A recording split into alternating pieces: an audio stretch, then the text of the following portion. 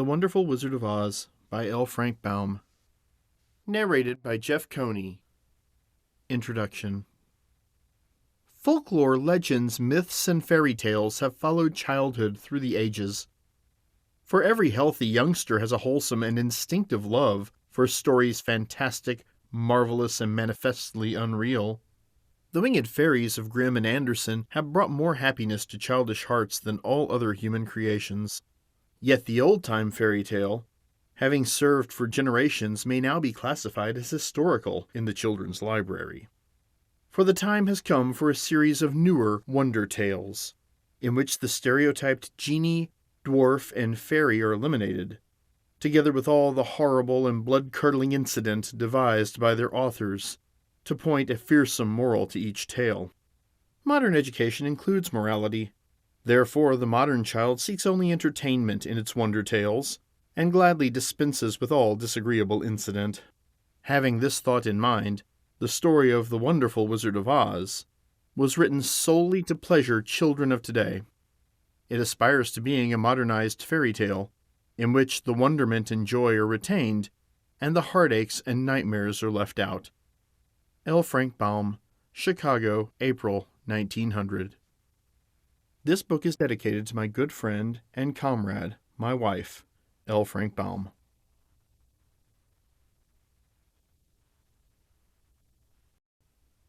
Chapter 1. The Cyclone. Dorothy lived in the midst of the great Kansas prairies, with Uncle Henry, who was a farmer, and Aunt Em, who was the farmer's wife. Their house was small, for the lumber to build it had to be carried by wagon many miles. There were 4 walls, a floor, and a roof, which made one room, and this room contained a rusty-looking cooking stove, a cupboard for the dishes, a table, 3 or 4 chairs, and the beds. Uncle Henry and Aunt Em had a big bed in one corner, and Dorothy a little bed in another corner. There was no garret at all and no cellar, except for a small hole dug in the ground called the Cyclone cellar, where the family could go in case one of those great whirlwinds arose, mighty enough to crush any building in its path. It was reached by a trap door in the middle of the floor, from which a ladder led down into the small dark hole. When Dorothy stood in the doorway and looked around, she could see nothing but the great gray prairie on every side. Not a tree nor a house broke the broad sweep of flat country that reached the edge of the sky in all directions. The sun had baked the plowed land into a gray mass, with little cracks running through it. Even the grass was not green, for the sun had burned the tops of the long blades until they were the same gray color to be seen everywhere. Once the house had been painted, but the sun blistered the paint and the rains washed it away, and now the house was as dull and gray as everything else. When Aunt Em came there to live, she was a young, pretty wife. The sun and wind had changed her, too. They had taken the sparkle from her eyes and left them a sober gray. They had taken the red from her cheeks and lips, and they were gray also. She was thin and gaunt and never smiled now. When Dorothy, who was an orphan, first came to her, Aunt Em had been so startled by the child's laughter that she would scream and press her hand upon her heart whenever Dorothy's merry voice reached her ears, and she still looked at the little girl with wonder that she could find anything to laugh at. Uncle Henry never laughed. He worked hard from morning till night and did not know what joy was. He was gray also, from his long beard to his rough boots, and he looked stern and solemn and rarely spoke. It was Toto that made Dorothy laugh, and saved her from growing as gray as her other surroundings. Toto was not gray. He was a little black dog with long silky hair and small black eyes that twinkled merrily on either side of his funny wee nose. Toto played all day long, and Dorothy played with him and loved him dearly. Today, however, they were not playing. Uncle Henry sat upon the doorstep and looked anxiously at the sky, which was even grayer than usual. Dorothy stood in the door with Toto in her arms and looked at the sky too. Aunt Em was washing the dishes. From the far north they heard a low wail of the wind, and Uncle Henry and Dorothy could see where the long grass bowed in waves before the coming storm. There now came a sharp whistling in the air from the south, and as they turned their eyes that way, they saw ripples in the grass coming from that direction also. Suddenly Uncle Henry stood up. "There's a cyclone coming, Em!" he called to his wife. "I'll go look after the stock." Then he ran toward the sheds where the cows and horses were kept. Aunt Em dropped her work and came to the door. One glance told her of the danger close at hand. "Quick, Dorothy!" she screamed. "Run for the cellar!" Toto jumped out of Dorothy's arms and hid under the bed, and the girl started to get him. Aunt Em, badly frightened, threw open the trap door in the floor and climbed down the ladder into the small, dark hole. Dorothy caught Toto at last and started to follow her aunt. When she was halfway across the room, there came a great shriek from the wind, and the house shook so hard that she lost her footing and sat down suddenly upon the floor. A strange thing then happened. The house whirled around 2 or 3 times and rose slowly through the air. Dorothy felt as if she were going up in a balloon. The north and south winds met where the house stood and made it the exact center of the cyclone. In the middle of a cyclone, the air is generally still, but the great pressure of the wind on every side of the house raised it up higher and higher until it was at the very top of the cyclone, and there it remained and was carried miles and miles away as easily as you could carry a feather. It was very dark, and the wind howled horribly around her. But Dorothy found she was riding quite easily. After the first few whirls around, and one time when the house tipped badly, she felt as if she were being rocked gently like a baby in a cradle. Toto did not like it. He ran about the room, now here, now there, barking loudly. But Dorothy sat quite still on the floor and waited to see what would happen. Once, Toto got too near the open trapdoor and fell in, and at first the little girl thought she had lost him. But soon she saw one of his ears sticking up through the hole, for the strong pressure of the air was keeping him up so that he could not fall. She crept to the hole, caught Toto by the ear, and dragged him into the room again, afterwards closing the trapdoor so that no more accidents could happen. Hour after hour passed away, and slowly Dorothy got over her fright. But she felt quite lonely, and the wind shrieked so loudly all about her that she nearly became deaf. At first she had wondered if she would be dashed to pieces when the house fell again, but as the hours passed and nothing terrible happened, she stopped worrying and resolved to wait calmly and see what the future would bring. At last she crawled over the swaying floor to her bed and lay down upon it, and Toto followed and lay down beside her. In spite of the swaying of the house and the wailing of the wind, Dorothy soon closed her eyes and fell fast asleep.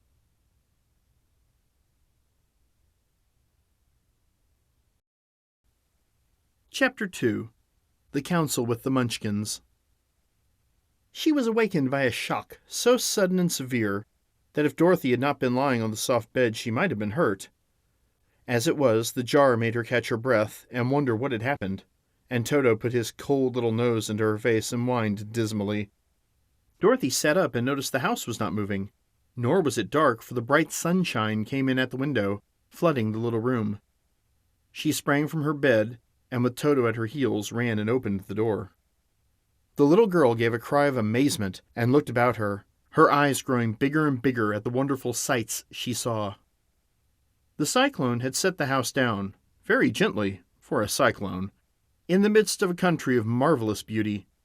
There were lovely patches of green sward all about, with stately trees bearing rich and luscious fruits. Banks of gorgeous flowers were on every hand, and birds with rare and brilliant plumage sang and fluttered in the trees and bushes. A little way off was a small brook, rushing and sparkling along between green banks, and murmuring in a voice very grateful to a little girl who had lived so long on the dry, gray prairies. While she stood looking eagerly at the strange and beautiful sights, she noticed coming toward her a group of the queerest people she had ever seen.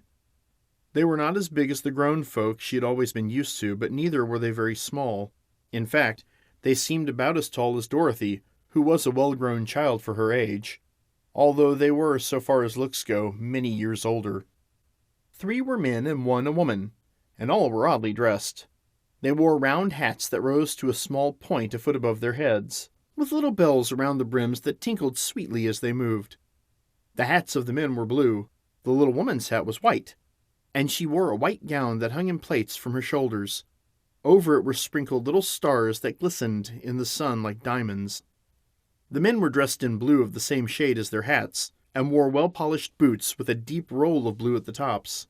The men, Dorothy thought, were about as old as Uncle Henry, for 2 of them had beards.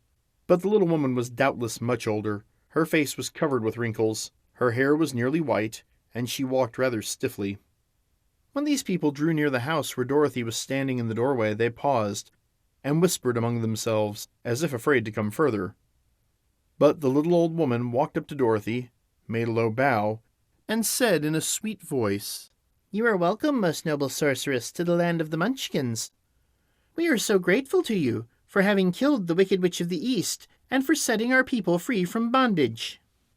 Dorothy listened to this speech with wonder. What could the little woman possibly mean by calling her a sorceress and saying she had killed the Wicked Witch of the East? Dorothy was an innocent, harmless little girl who had been carried by a cyclone many miles from home, and she had never killed anything in all her life. But the little woman evidently expected her to answer, so Dorothy said, with hesitation, "You are very kind, but there must be some mistake. I have not killed anything." "Your house did anyway," replied the little old woman with a laugh. "And that is the same thing. See," she continued, pointing to the corner of the house. "There are her 2 toes still sticking out from under a block of wood." Dorothy looked and gave a little cry of fright. There indeed, just under the corner of the great beam the house rested on, 2 feet were sticking out, shod in silver shoes with pointed toes. "Oh dear, oh dear!" cried Dorothy, clasping her hands together in dismay. "The house must have fallen on her! Whatever shall we do?" "There is nothing to be done," said the little woman calmly. "But who was she?" asked Dorothy. "She was the Wicked Witch of the East, as I said," answered the little woman. "She has held all the Munchkins in bondage for many years, making them slave for her night and day. Now they are all set free, and are grateful to you for the favor." "Who are the Munchkins?" inquired Dorothy. "They are the people who live in this land of the East, where the Wicked Witch ruled." "Are you a Munchkin?" asked Dorothy. "No, but I am their friend, although I live in the land of the North. When they saw the Witch of the East was dead, the Munchkins sent a swift messenger to me, and I came at once. I am the Witch of the North." "Oh, gracious!" cried Dorothy. "Are you a real witch?" "Yes, indeed," answered the little woman. "But I am a good witch, and the people love me. I am not as powerful as the Wicked Witch who ruled here, or I should have set the people free myself."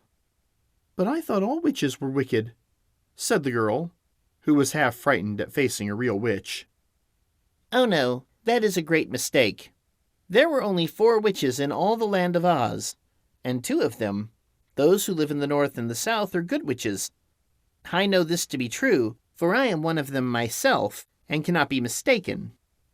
Those who dwelt in the East and West were indeed wicked witches, but now that you have killed one of them, there is but one wicked witch in all the land of Oz, the one who lives in the West." "But," said Dorothy after a moment's thought, "Aunt Em has told me that the witches were all dead, years and years ago." "Who is Aunt Em?" inquired the little old woman. "She is my aunt who lives in Kansas, where I came from." The Witch of the North seemed to think for a time, with her head bowed and her eyes upon the ground.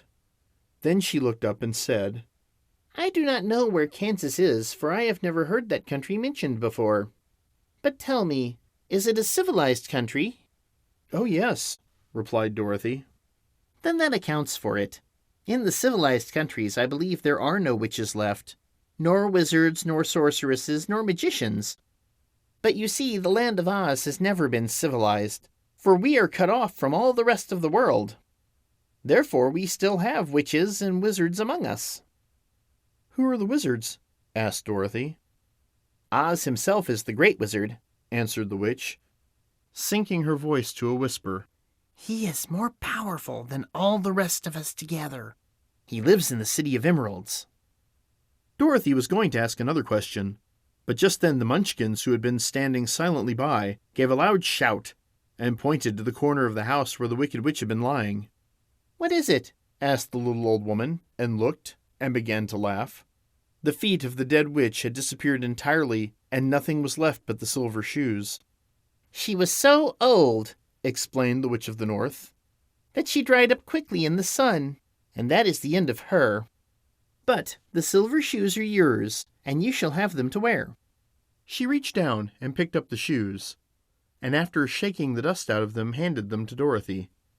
"The Witch of the East was proud of those silver shoes," said one of the Munchkins, "and there is some charm connected with them, but what it is we never knew." Dorothy carried the shoes into the house and placed them on the table. Then she came out again to the Munchkins and said, "I am anxious to get back to my aunt and uncle, for I am sure they will worry about me. Can you help me find my way?" The Munchkins and the witch first looked at one another, and then at Dorothy, and then shook their heads. "At the east, not far from here," said one, "there is a great desert, and none could live to cross it." "It is the same at the south," said another, "for I have been there and seen it. The south is the country of the Quadlings." "I am told," said the third man, "that it is the same at the west, and that country where the Winkies live is ruled by the Wicked Witch of the West, who would make you her slave if you passed her way." "The north is my home," said the old lady, "and at its edge is the same great desert that surrounds this land of Oz. I'm afraid, my dear, you will have to live with us." Dorothy began to sob at this, for she felt lonely among all these strange people. Her tears seemed to grieve the kind-hearted Munchkins, for they immediately took out their handkerchiefs and began to weep also.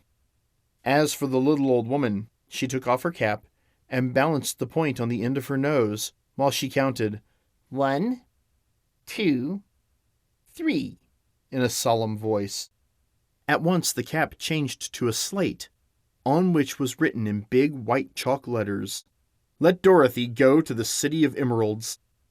The little old woman took the slate from her nose, and having read the words on it, asked, "Is your name Dorothy, my dear?" "Yes," answered the child, looking up and drying her tears. "Then you must go to the City of Emeralds. Perhaps Oz will help you." "Where is this city?" asked Dorothy. "It is exactly in the center of the country, and is ruled by Oz, the great wizard I told you of." "Is he a good man?" inquired the girl anxiously. "He is a good wizard. Whether he is a man or not I cannot tell, for I have never seen him." "How can I get there?" asked Dorothy. "You must walk. It is a long journey, through a country that is sometimes pleasant and sometimes dark and terrible. However, I will use all the magic arts I know of to keep you from harm." "Won't you go with me?" pleaded the girl, who had begun to look upon the little old woman as her only friend. "No, I cannot do that," she replied. "But I will give you my kiss, and no one will dare injure a person who has been kissed by the Witch of the North." She came close to Dorothy and kissed her gently on the forehead. Where her lips touched the girl, they left a round, shining mark, as Dorothy found out soon after. "The road to the City of Emeralds is paved with yellow brick," said the witch, "so you cannot miss it. When you get to Oz, do not be afraid of him, but tell him your story and ask him to help you. Goodbye, my dear." The three Munchkins bowed low to her and wished her a pleasant journey, after which they walked away through the trees. The witch gave Dorothy a friendly little nod, whirled around on her left heel 3 times, and straightway disappeared, much to the surprise of little Toto, who barked after her loudly enough when she had gone, because he had been afraid to even growl while she stood by. But Dorothy, knowing her to be a witch, had expected her to disappear in just that way, and was not surprised in the least.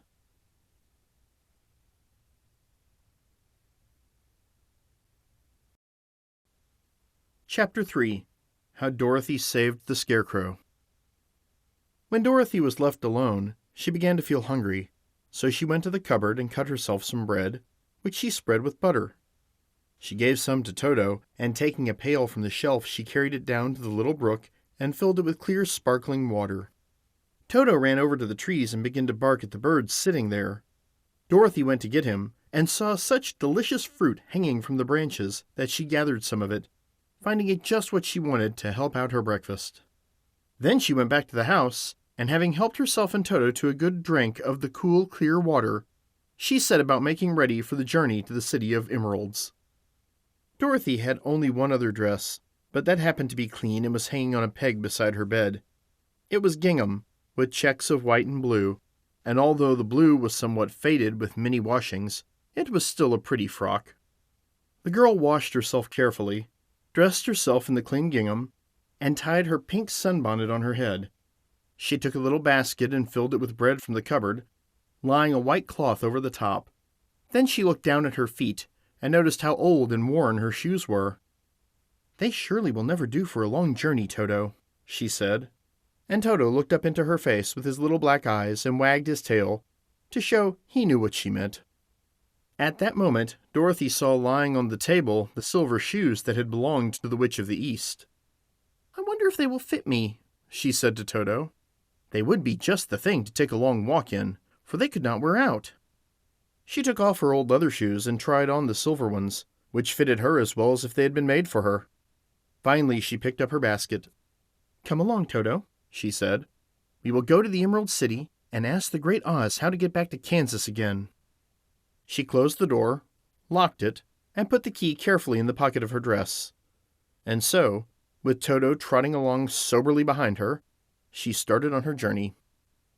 There were several roads nearby, but it did not take her long to find the one paved with yellow brick. Within a short time she was walking briskly toward the Emerald City, her silver shoes tinkling merrily on the hard yellow roadbed. The sun shone bright and the birds sang sweet, and Dorothy did not feel nearly as bad as you might think a little girl would, who had been suddenly whisked away from her own country and set down in the midst of a strange land. She was surprised as she walked along to see how pretty the country was about her.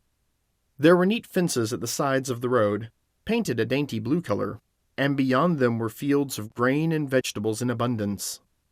Evidently the Munchkins were good farmers and able to raise large crops. Once in a while she would pass a house, and the people came out to look at her and bow low as she went by, for everyone knew she had been the means of destroying the wicked witch and setting them free from bondage. The houses of the Munchkins were odd-looking dwellings, for each was round, with a big dome for a roof. All were painted blue, for in this country of the East, blue was the favorite color. Towards evening, when Dorothy was tired with her long walk and began to wonder where she should pass the night, she came to a house rather larger than the rest. On the green lawn before it, many men and women were dancing. 5 little fiddlers played as loudly as possible, and the people were laughing and singing, while a big table nearby was loaded with delicious fruits and nuts, pies and cakes, and many other good things to eat. The people greeted Dorothy kindly, and invited her to supper and to pass the night with them. For this was the home of one of the richest Munchkins in the land, and his friends were gathered with him to celebrate their freedom from the bondage of the Wicked Witch. Dorothy ate a hearty supper, and was waited upon by the rich Munchkin himself, whose name was Bach. Then she sat down upon a settee and watched the people dance. When Bach saw her silver shoes, he said, "You must be a great sorceress." "Why?" asked the girl. "Because you wear silver shoes and have killed the Wicked Witch. Besides, you have white in your frock, and only witches and sorceresses wear white." "My dress is blue and white checked," said Dorothy, smoothing out the wrinkles in it. "It is kind of you to wear that," said Bach. "Blue is the color of the Munchkins, and white is the witch color, so we know you are a friendly witch." Dorothy did not know what to say to this, for all the people seemed to think her a witch, and she knew very well she was only an ordinary little girl, who had come by the chance of a cyclone into a strange land. When she had tired of watching the dancing, Bach led her into the house, where he gave her a room with a pretty bed in it. The sheets were made of blue cloth, and Dorothy slept soundly in them until morning, with Toto curled up on the blue rug beside her. She ate a hearty breakfast, and watched a wee Munchkin baby who played with Toto and pulled his tail, and crowed and laughed in a way that greatly amused Dorothy. Toto was a fine curiosity to all the people, for they had never seen a dog before. "How far is it to the Emerald City?" the girl asked. "I do not know," answered Bach gravely, "for I have never been there. It is better for people to keep away from Oz unless they have business with him. But it is a long way to the Emerald City, and it will take you many days. The country here is rich and pleasant, but you must pass through rough and dangerous places before you reach the end of your journey." This worried Dorothy a little, but she knew that only the Great Oz could help her get to Kansas again, so she bravely resolved not to turn back. She bade her friends goodbye, and again started along the road of yellow brick. When she had gone several miles, she thought she would stop and rest, and so climbed to the top of the fence beside the road and sat down. There was a great cornfield beyond the fence, and not far away she saw a scarecrow, placed high on a pole to keep the birds from the ripe corn. Dorothy leaned her chin upon her hand and gazed thoughtfully at the scarecrow. Its head was a small sack stuffed with straw, with eyes, nose, and mouth painted on it to represent a face.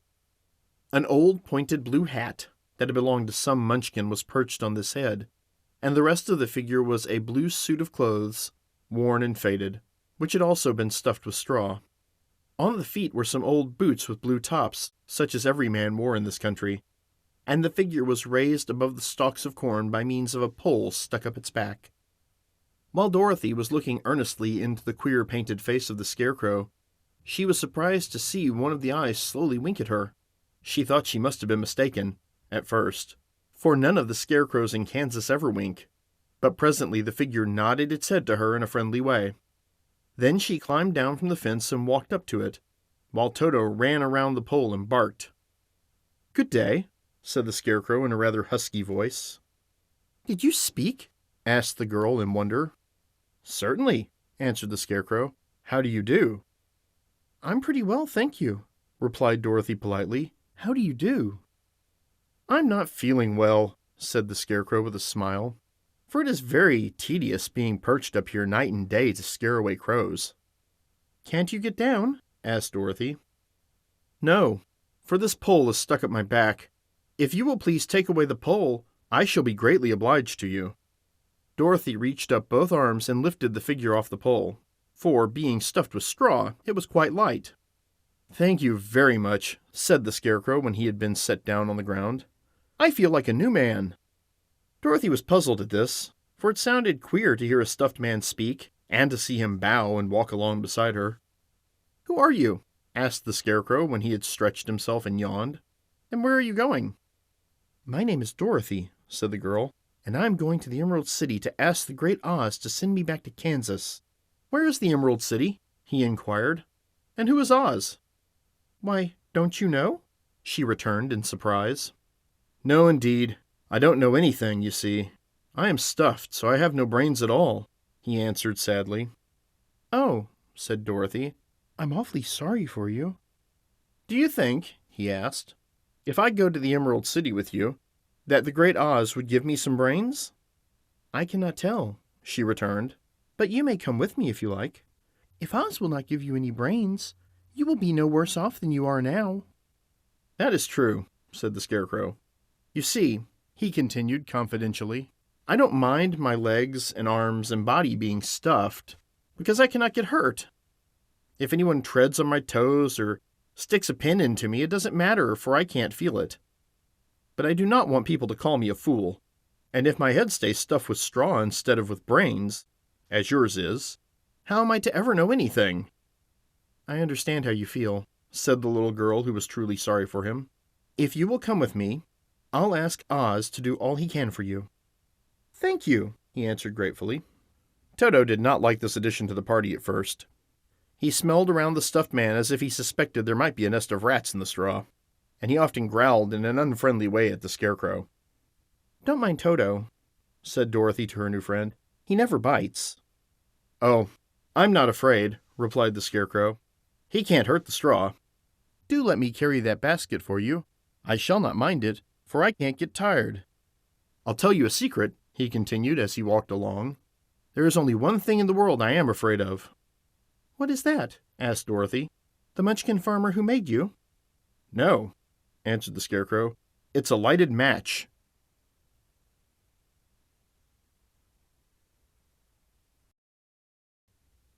Chapter 4. The Road Through the Forest. After a few hours, the road began to be rough, and the walking grew so difficult that the scarecrow often stumbled over the yellow brick, which were here very uneven. Sometimes, indeed, they were broken or missing altogether, leaving holes that Toto jumped across and Dorothy walked around.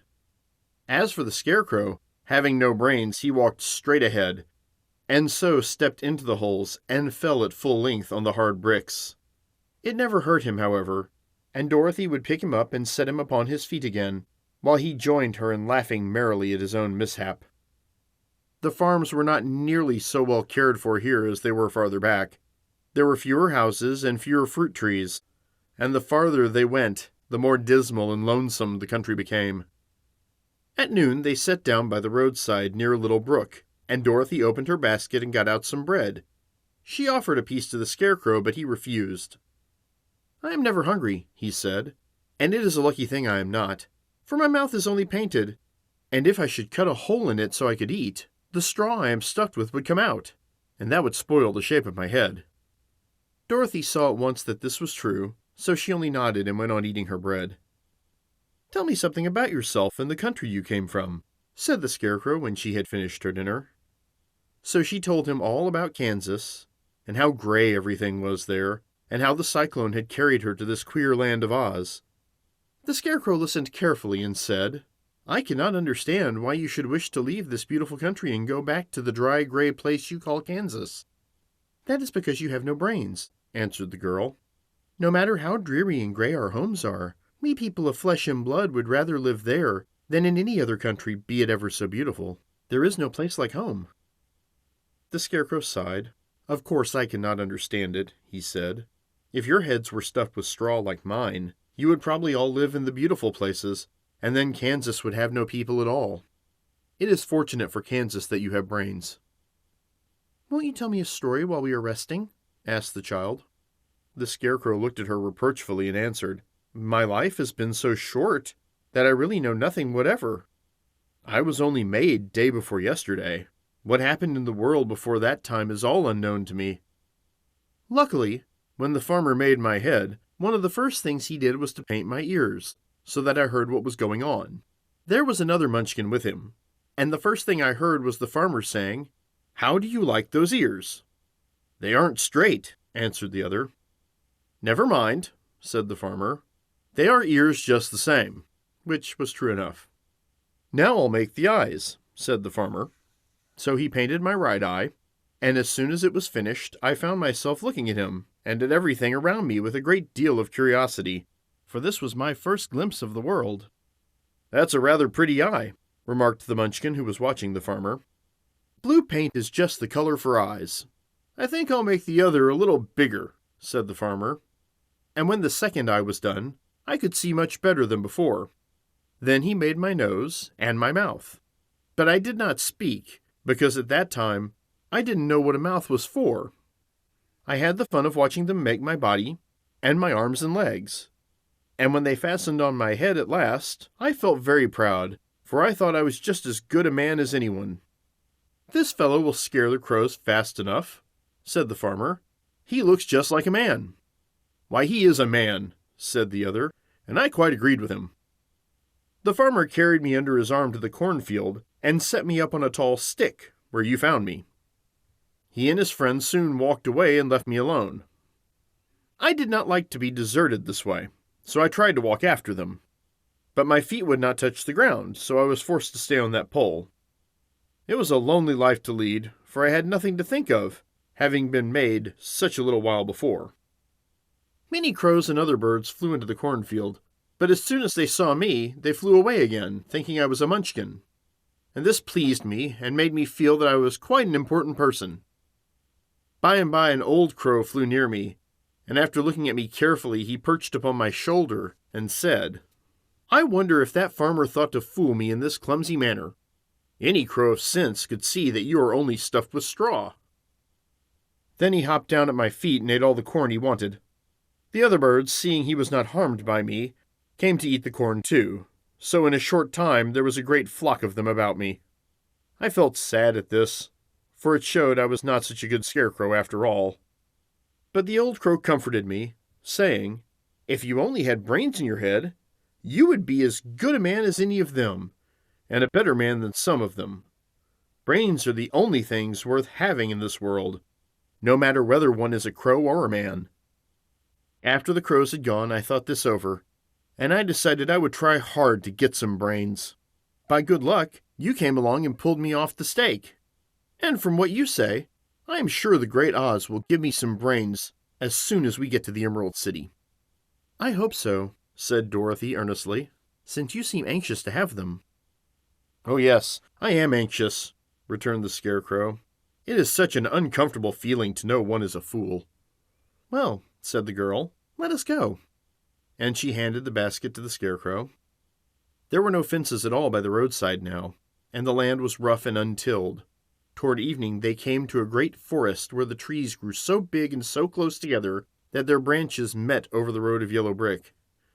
It was almost dark under the trees, for the branches shut out the daylight, but the travelers did not stop and went on into the forest. "If this road goes in, it must come out," said the Scarecrow, "and the Emerald City is at the other end of the road. We must go wherever it leads us." "Anyone would know that," said Dorothy. "Certainly. That is why I know it," returned the Scarecrow. "If it required brains to figure out, I never should have said it." After an hour or so the light faded away, and they found themselves stumbling along in the darkness. Dorothy could not see at all, but Toto could, for some dogs see very well in the dark, and the Scarecrow declared he could see as well as by day, so she took hold of his arm and managed to get along fairly well. "If you see any house or any place where we can pass the night," she said, "you must tell me, for it is very uncomfortable walking in the dark." Soon after, the Scarecrow stopped. "I see a little cottage at the right of us," he said, "built of logs and branches. Shall we go there?" "Yes, indeed," answered the child. "I'm all tired out." So the Scarecrow led her through the trees until they reached the cottage, and Dorothy entered and found a bed of dried leaves in one corner. She lay down at once, and with Toto beside her, soon fell into a sound sleep. The Scarecrow, who was never tired, stood up in another corner and waited patiently until morning came.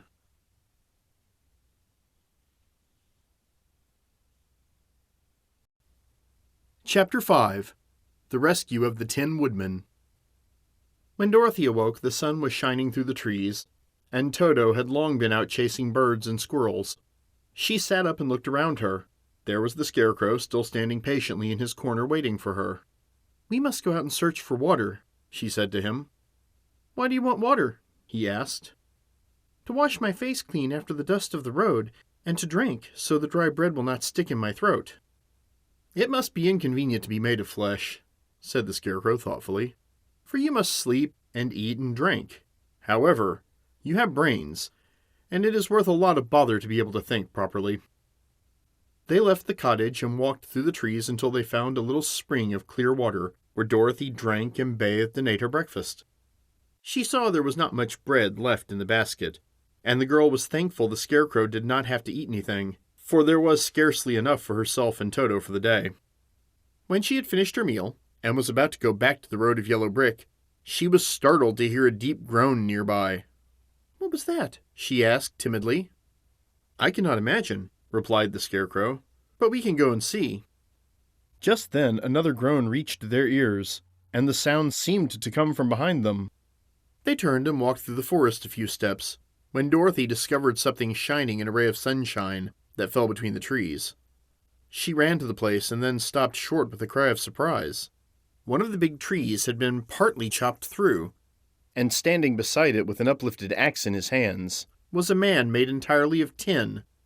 His head and arms and legs were jointed upon his body, but he stood perfectly motionless, as if he could not stir at all. Dorothy looked at him in amazement, and so did the Scarecrow, while Toto barked sharply and made a snap at the tin legs, which hurt his teeth. "Did you groan?" asked Dorothy. "Yes," answered the Tin Man, "I did. I've been groaning for more than a year, and no one has ever heard me before or come to help me." "What can I do for you?" she inquired softly, for she was moved by the sad voice in which the man spoke. "Get an oil can and oil my joints," he answered. "They are rusted so badly that I cannot move them at all. If I am well oiled, I shall soon be all right again. You will find an oil can on a shelf in my cottage." Dorothy at once ran back to the cottage and found the oil can, and then she returned and asked anxiously, "Where are your joints?" "Oil my neck first," replied the Tin Woodman. So she oiled it, and as it was quite badly rusted, the Scarecrow took hold of the tin head and moved it gently from side to side until it worked freely, and then the man could turn it himself. "Now oil the joints in my arms," he said, and Dorothy oiled them, and the Scarecrow bent them carefully until they were quite free from rust and as good as new. The Tin Woodman gave a sigh of satisfaction and lowered his axe, which he leaned against the tree. "This is a great comfort," he said. "I have been holding that axe in the air ever since I rusted, and now I'm glad to be able to put it down at last. Now if you will oil the joints of my legs, I shall be all right once more." So they oiled his legs until he could move them freely, and he thanked them again and again for his release, for he seemed a very polite creature and very grateful. "I might have stood there always if you had not come along," he said, "so you have certainly saved my life." "How did you happen to be here?" "We are on our way to the Emerald City to see the Great Oz," she answered, "and we stopped at your cottage to pass the night." "Why do you wish to see Oz?" he asked. "I want him to send me back to Kansas, and the Scarecrow wants him to put a few brains into his head," she replied. The Tin Woodman appeared to think deeply for a moment. Then he said, "Do you suppose Oz could give me a heart?" "Why, I guess so," Dorothy answered. "It would be as easy as to give the Scarecrow brains." "True," the Tin Woodman returned. "So if you will allow me to join your party, I will also go to the Emerald City and ask Oz to help me." "Come along," said the Scarecrow heartily, and Dorothy added that she would be pleased to have his company. So the Tin Woodman shouldered his axe, and they all passed through the forest until they came to the road that was paved with yellow brick. The Tin Woodman had asked Dorothy to put the oil can in her basket, "For," he said, "if I should get caught in the rain and rust again, I would need the oil can badly." It was a bit of good luck to have their new comrade join the party, for soon after they had begun their journey again they came to a place where the trees and branches grew so thick over the road that the travelers could not pass. But the Tin Woodman set to work with his axe, and chopped so well that soon he cleared a passage for the entire party.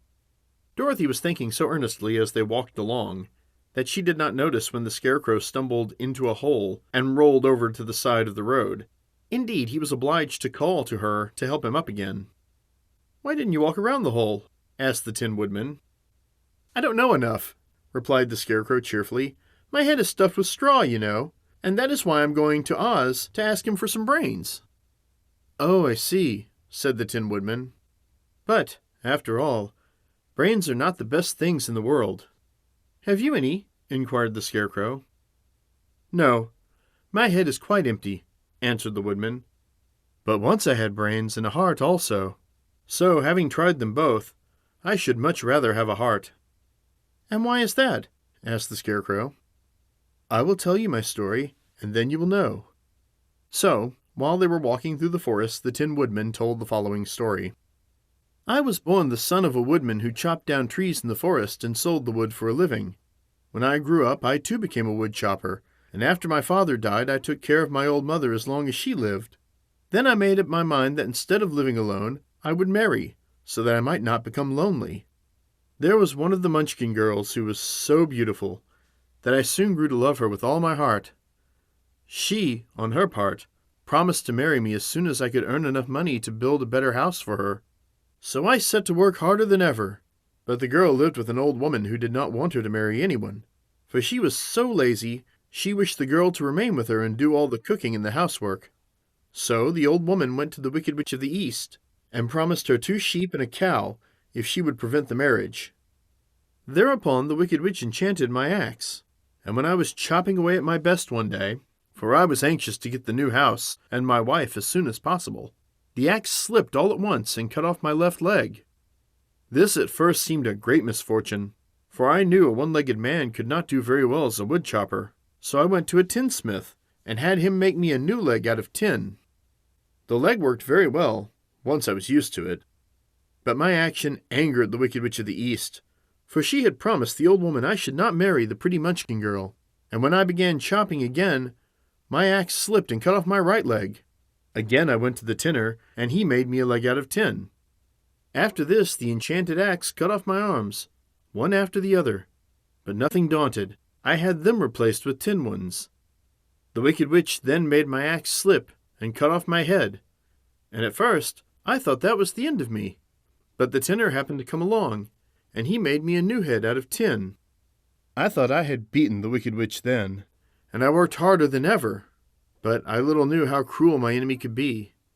She thought of a new way to kill my love for the beautiful Munchkin maiden, and made my axe slip again, so that it cut right through my body, splitting me into 2 halves, Once more the tinner came to my help, and made me a body out of tin, fastening my tin arms and legs and head to it, by means of joints, so that I could move around as well as ever. But alas, I had now no heart, so that I lost all my love for the Munchkin girl, and did not care whether I married her or not. I suppose she is still living with the old woman, waiting for me to come after her. My body shone so brightly in the sun that I felt very proud of it, and it did not matter now if my axe slipped, for it could not cut me. There was only one danger, that my joints would rust, but I kept an oil can in my cottage and took care to oil myself whenever I needed it. However, there came a day when I forgot to do this, and, being caught in a rainstorm, before I thought of the danger, my joints had rusted, and I was left to stand in the woods until you came to help me. It was a terrible thing to undergo, but during the year I stood there, I had time to think that the greatest loss I had ever known was the loss of my heart. While I was in love, I was the happiest man on earth. But no one can love who has not a heart, and so I am resolved to ask Oz to give me one. If he does, I will go back to the Munchkin maiden and marry her. Both Dorothy and the Scarecrow had been greatly interested in the story of the Tin Woodman, and now they knew why he was so anxious to get a new heart. "All the same," said the Scarecrow, "I shall ask for brains instead of a heart, for a fool would not know what to do with a heart if he had one." "I shall take the heart," returned the Tin Woodman, "for brains do not make one happy, and happiness is the best thing in the world." Dorothy did not say anything, for she was puzzled to know which of her two friends was right, and decided that if she could only get back to Kansas and Aunt Em, it did not matter so much whether the Woodman had no brains and the Scarecrow no heart, or each got what he wanted. What worried her most was that the bread was nearly gone, and another meal for herself and Toto would empty the basket. To be sure, neither the Woodman nor the Scarecrow ever ate anything, but she was not made of tin nor straw, and could not live unless she was fed.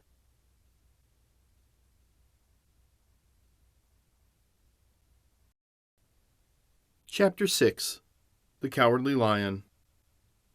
All this time Dorothy and her companions had been walking through the thick woods. The road was still paved with yellow brick, but these were much covered by dry branches and dead leaves from the trees, and the walking was not at all good. There were few birds in this part of the forest, for birds love the open country where there is plenty of sunshine, but now and then there came a deep growl from some wild animal hidden among the trees.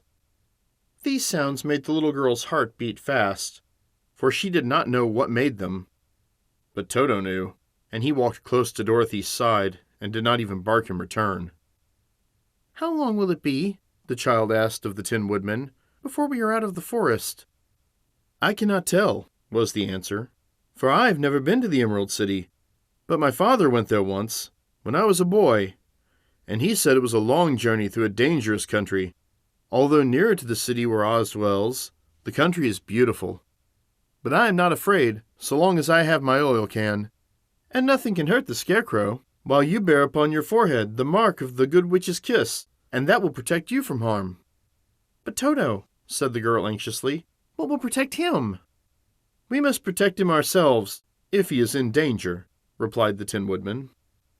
Just as he spoke, there came from the forest a terrible roar, and the next moment a great lion bounded into the road, and with one blow of his paw, he sent the Scarecrow spinning over and over to the edge of the road, and then he struck at the Tin Woodman with his sharp claws.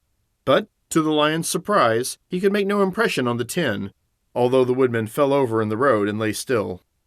Little Toto, now that he had an enemy to face, ran barking toward the lion, and the great beast had opened his mouth to bite the dog, when Dorothy, fearing Toto would be killed, and heedless of danger, rushed forward and slapped the lion upon his nose as hard as she could, while she cried out, "Don't you dare to bite Toto! You ought to be ashamed of yourself, a big beast like you, to bite a poor little dog!" "I didn't bite him," said the lion as he rubbed his nose with his paw where Dorothy had hit it. "No, but you tried to," she retorted. "You're nothing but a big coward." "I know it," said the lion, hanging his head in shame. "I've always known it, but how can I help it?" "I don't know, I'm sure. To think of your striking a stuffed man like the poor Scarecrow." "Is he stuffed?"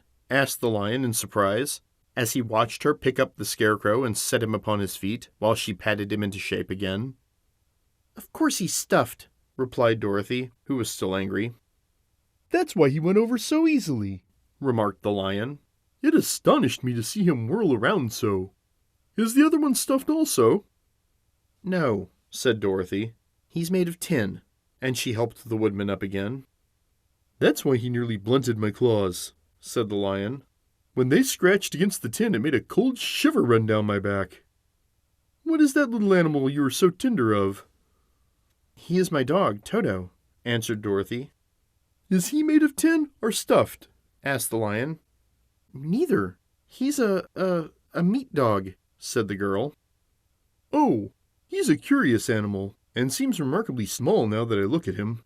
No one would think of biting such a little thing, except a coward like me, continued the lion sadly. What makes you a coward? Asked Dorothy, looking at the great beast in wonder, for he was as big as a small horse. It's a mystery, replied the lion. I suppose I was born that way. All the other animals in the forest naturally expect me to be brave, for the lion is everywhere thought to be the king of beasts. I learned that if I roared very loudly, every living thing was frightened and got out of my way. Whenever I've met a man, I've been awfully scared, but I just roared at him, and he has always run away as fast as he could go. If the elephants and the tigers and the bears had ever tried to fight me, I should have run myself. I'm such a coward. But just as soon as they hear me roar, they all try to get away from me, and of course I let them go. That isn't right. The king of beasts shouldn't be a coward, said the Scarecrow. I know it, returned the lion, wiping a tear from his eye with the tip of his tail. It is my great sorrow, and makes my life very unhappy. But whenever there is danger, my heart begins to beat fast. Perhaps you have heart disease, said the Tin Woodman. It may be, said the lion. If you have, continued the Tin Woodman, you ought to be glad for it proves that you have a heart. For my part, I have no heart, so I cannot have heart disease. Perhaps, said the lion thoughtfully. If I had no heart, I should not be a coward. Have you brains? Asked the Scarecrow. I suppose so. I've never looked to see, replied the lion. I'm going to the Great Oz to ask him to give me some, remarked the Scarecrow, for my head is stuffed with straw. And I'm going to ask him to give me a heart, said the Woodman. And I'm going to ask him to send Toto and me back to Kansas, added Dorothy. Do you think Oz could give me courage? Asked the Cowardly Lion. Just as easily as he could give me brains, said the Scarecrow. Or a heart, said the Tin Woodman. Or send me back to Kansas, said Dorothy. Then, if you don't mind, I'll go with you, said the lion, for my life is simply unbearable without a bit of courage. You will be very welcome, answered Dorothy, for you will help keep away the other wild beasts. It seems to me they must be more cowardly than you are if they allow you to scare them so easily. They really are, said the lion, but that doesn't make me any braver, and as long as I know myself to be a coward, I shall be unhappy. Once more the little company set off upon the journey, the lion walking with stately strides at Dorothy's side. Toto did not approve of this new comrade at first, for he could not forget how nearly he had been crushed between the lion's great jaws. But after a time he became more at ease, and presently Toto and the Cowardly Lion had grown to be good friends. During the rest of that day, there was no other adventure to mar the peace of their journey. Once, indeed, the Tin Woodman stepped upon a beetle that was crawling along the road and killed the poor thing. This made the Tin Woodman very unhappy, for he was always careful not to hurt any living creature, and as he walked along he wept several tears of sorrow and regret. These tears ran slowly down his face and over the hinges of his jaw, and there they rusted. When Dorothy presently asked him a question, the Tin Woodman could not open his mouth, for his jaws were tightly rusted together. He became greatly frightened at this, and made many motions to Dorothy to relieve him, but she could not understand.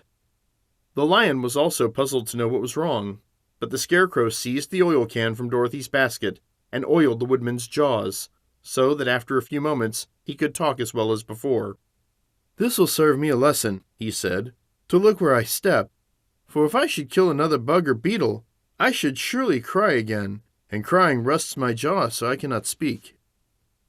Thereafter he walked very carefully, with his eyes on the road, and when he saw a tiny ant toiling by, he would step over it so as not to harm it. The Tin Woodman knew very well he had no heart, and therefore took great care never to be cruel or unkind to anything. "You people with hearts," he said, "have something to guide you, and need never do wrong. But I have no heart, and so I must be very careful.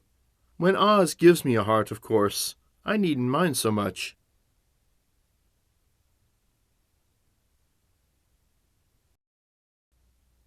Chapter 7. The Journey to the Great Oz. They were obliged to camp out that night under a large tree in the forest, for there were no houses near.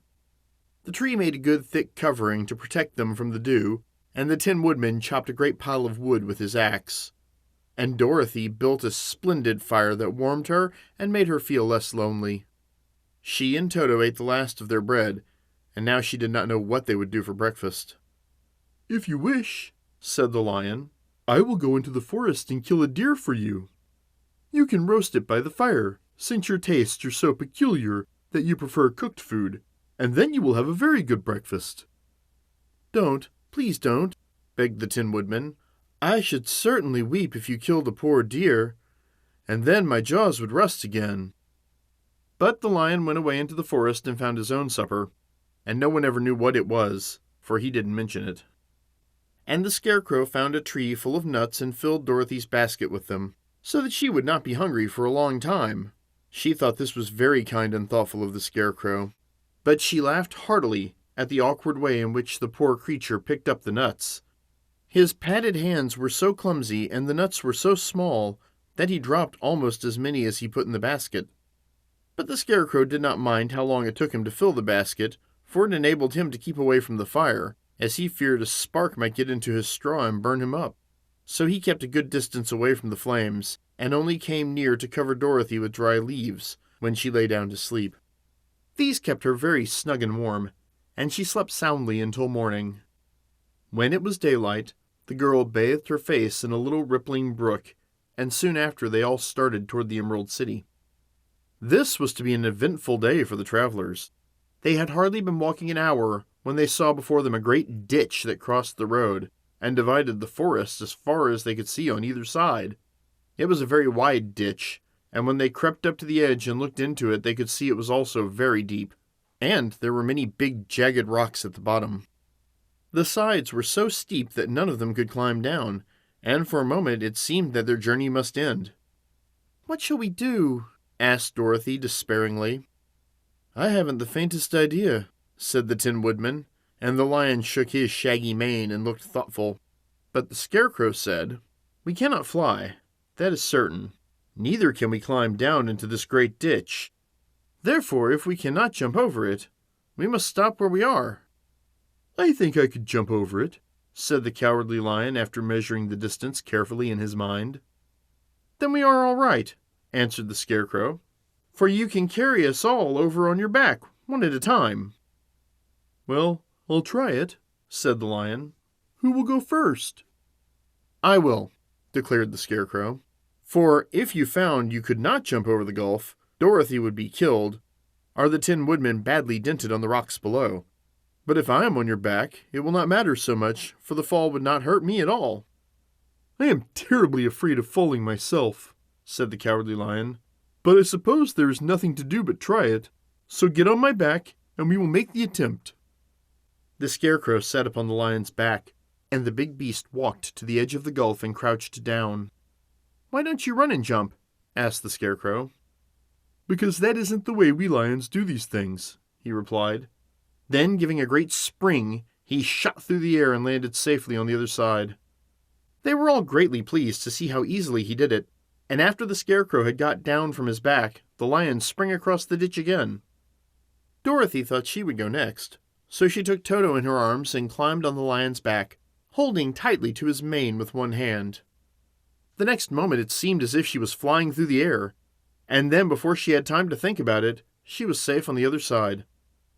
The lion went back a third time and got the Tin Woodman, and they all sat down for a few moments to give the beast a chance to rest, for his great leaps had made his breath short, and he panted like a big dog that has been running too long.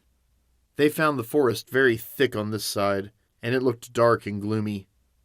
After the lion had rested, they started along the road of yellow brick, silently wondering each in his own mind if ever they would come to the end of the woods and reach the bright sunshine again. To add to their discomfort, they soon heard strange noises in the depths of the forest, and the lion whispered to them that it was in this part of the country where the Kalidas lived. "What are the Kalidas?" asked the girl. "They are monstrous beasts, with bodies like bears and heads like tigers," replied the lion, "and with claws so long and sharp that they could tear me in two as easily as I could kill Toto. I'm terribly afraid of the Kalidas." "I'm not surprised that you are," returned Dorothy. "They must be dreadful beasts." The lion was about to reply, when suddenly they came to another gulf across the road, but this one was so broad and deep that the lion knew at once he could not leap across it. So they sat down to consider what they should do, and after serious thought, the Scarecrow said, "Here is a great tree standing close to the ditch. If the 10 Woodmen can chop it down so that it will fall to the other side, we can walk across it easily." "That is a first-rate idea," said the lion. "One would almost suspect you had brains in your head instead of straw." The Woodman set to work at once, and so sharp was his axe that the tree was soon chopped nearly through. Then the lion put his strong front legs against the tree and pushed with all his might, and slowly the big tree tipped and fell with a crash across the ditch, with its top branches on the other side. They had just started to cross this queer bridge when a sharp growl made them all look up, and to their horror they saw running towards them 2 great beasts with bodies like bears and heads like tigers. "They're the Kalidas," said the Cowardly Lion, beginning to tremble. "Quick!" cried the Scarecrow. "Let us cross over!" So Dorothy went first, holding Toto in her arms. The 10 Woodmen followed, and the Scarecrow came next. The lion, although he was certainly afraid, turned to face the Kalidas. And then he gave so loud and terrible a roar that Dorothy screamed, and the Scarecrow fell over backwards, while even the fierce beasts stopped short and looked at him in surprise. But, seeing they were bigger than the lion, and remembering that there were 2 of them and only 1 of him, the Kalidas again rushed forward, and the lion crossed over the tree and turned to see what they would do next. Without stopping an instant, the fierce beasts also began to cross the tree, and the lion said to Dorothy, "We're lost, for they will surely tear us to pieces with their sharp claws. But stand close behind me, and I will fight them, as long as I am alive." "Wait a minute," called the Scarecrow. He had been thinking what was best to be done, and now he asked the Woodmen to chop away the end of the tree that rested on their side of the ditch. The 10 Woodmen began to use his axe at once, and just as the 2 Kalidas were nearly across, the tree fell with a crash into the gulf, carrying the ugly, snarling brutes with it, and both were dashed to pieces on the sharp rocks at the bottom. "Well," said the Cowardly Lion, drawing a long breath of relief, "I see we are going to live a little while longer, and I am glad of it, for it must be a very uncomfortable thing not to be alive. Those creatures frightened me so badly that my heart is beating yet." "Ah," said the 10 Woodmen sadly, "I wish I had a heart to beat." This adventure made the travelers more anxious than ever to get out of the forest, and they walked so fast that Dorothy became tired and had to ride on the lion's back. To their great joy, the trees became thinner the further they advanced, and in the afternoon they suddenly came upon a broad river flowing swiftly just before them. On the other side of the water, they could see the road of yellow brick running through a beautiful country, with green meadows dotted with bright flowers, and all the road bordered with trees hanging full of delicious fruits. They were greatly pleased to see this delightful country before them. "How shall we cross the river?" asked Dorothy. "That is easily done," replied the Scarecrow. "The 10 Woodmen must build us a raft, so we can float to the other side." So the Woodman took his axe and began to chop down small trees to make a raft, and while he was busy at this, the Scarecrow found on the river bank a tree full of fine fruit. This pleased Dorothy, who had eaten nothing but nuts all day, and she made a hearty meal of the ripe fruit. But it takes time to make a raft, even when one is as industrious and untiring as the 10 Woodmen. And when night came, the work was not done, so they found a cozy place under the trees where they slept well until the morning. And Dorothy dreamed of the Emerald City and of the good wizard Oz, who would soon send her back to her own home again.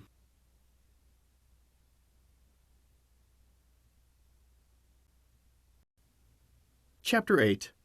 The Deadly Poppy Field. Our little party of travelers awakened the next morning refreshed and full of hope, and Dorothy breakfasted like a princess off peaches and plums from the trees beside the river. Behind them was the dark forest they had passed safely through, although they had suffered many discouragements. But before them was a lovely sunny country that seemed to beckon them on to the Emerald City. To be sure, the broad river now cut them off from this beautiful land. But the raft was nearly done, and after the Tin Woodmen had cut a few more logs and fastened them together with wooden pins, they were ready to start. Dorothy sat down in the middle of the raft and held Toto in her arms. When the Cowardly Lion stepped upon the raft, it tipped badly, for he was big and heavy.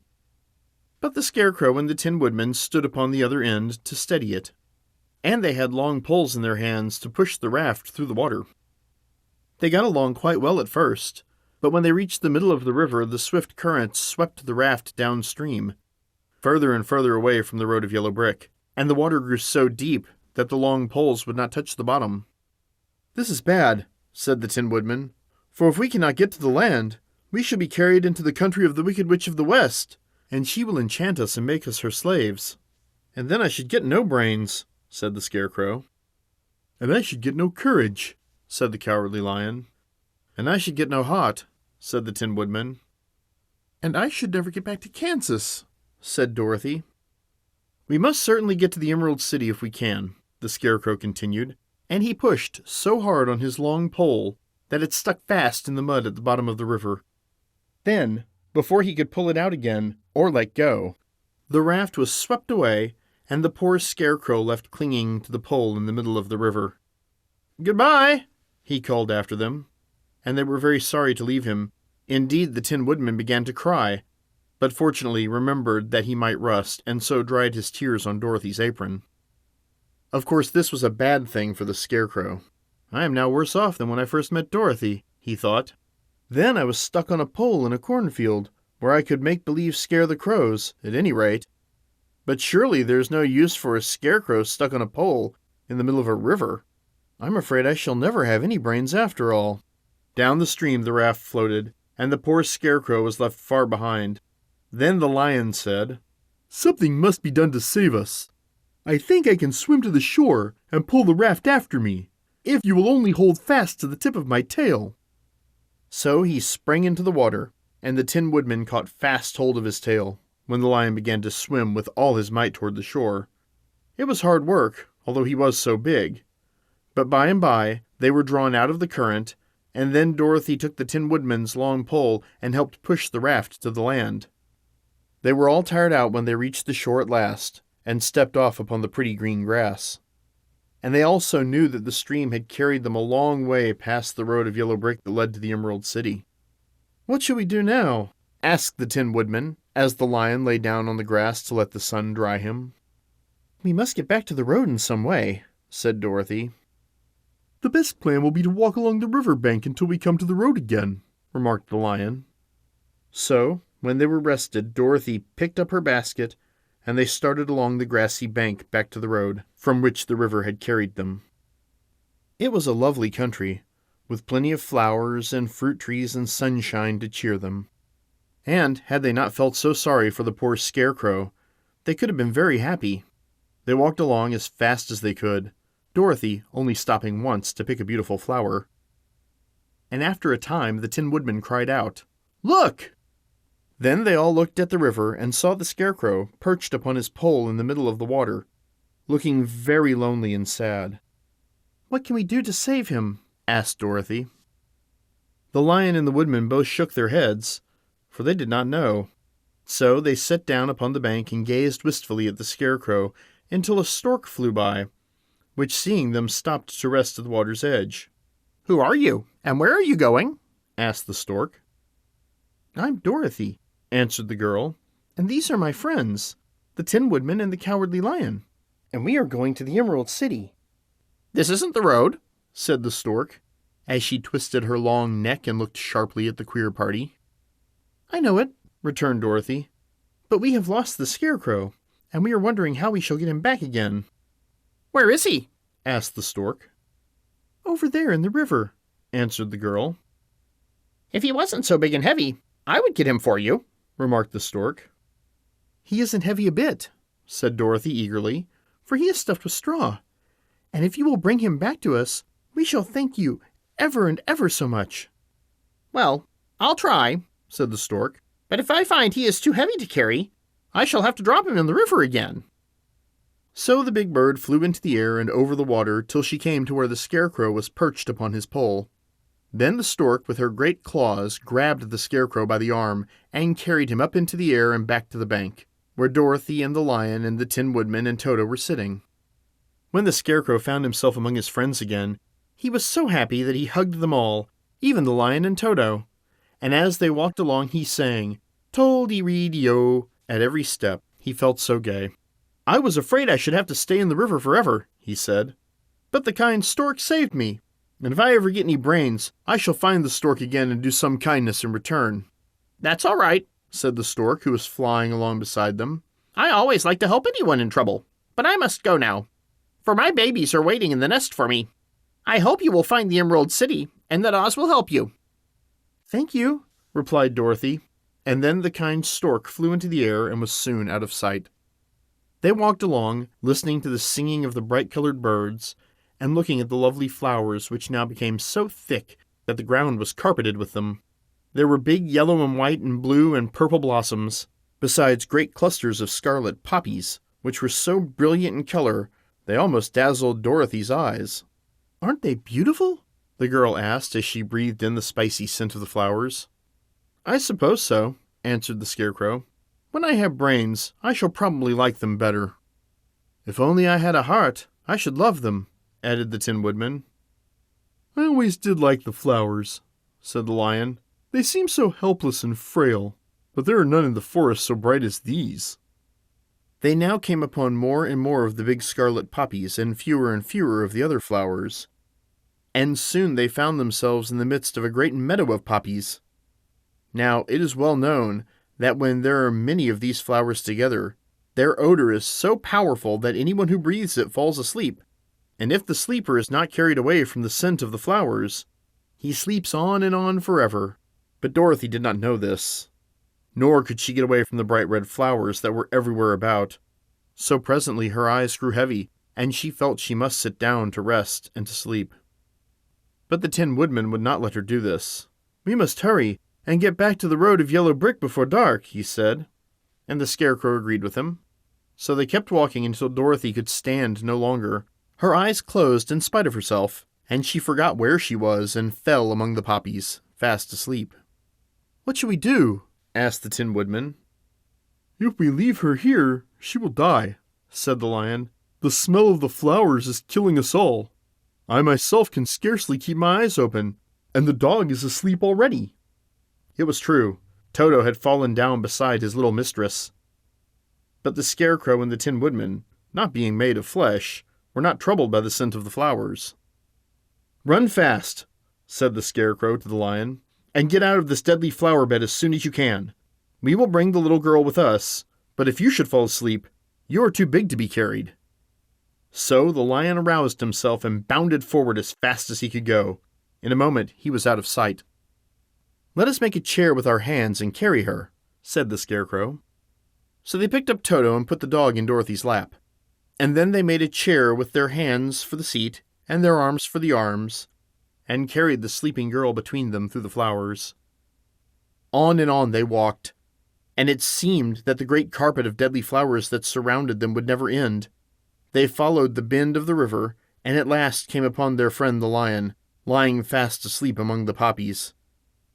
The flowers had been too strong for the huge beast, and he had given up at last, and fallen only a short distance from the end of the poppy bed, where the sweet grass spread in beautiful green fields before them.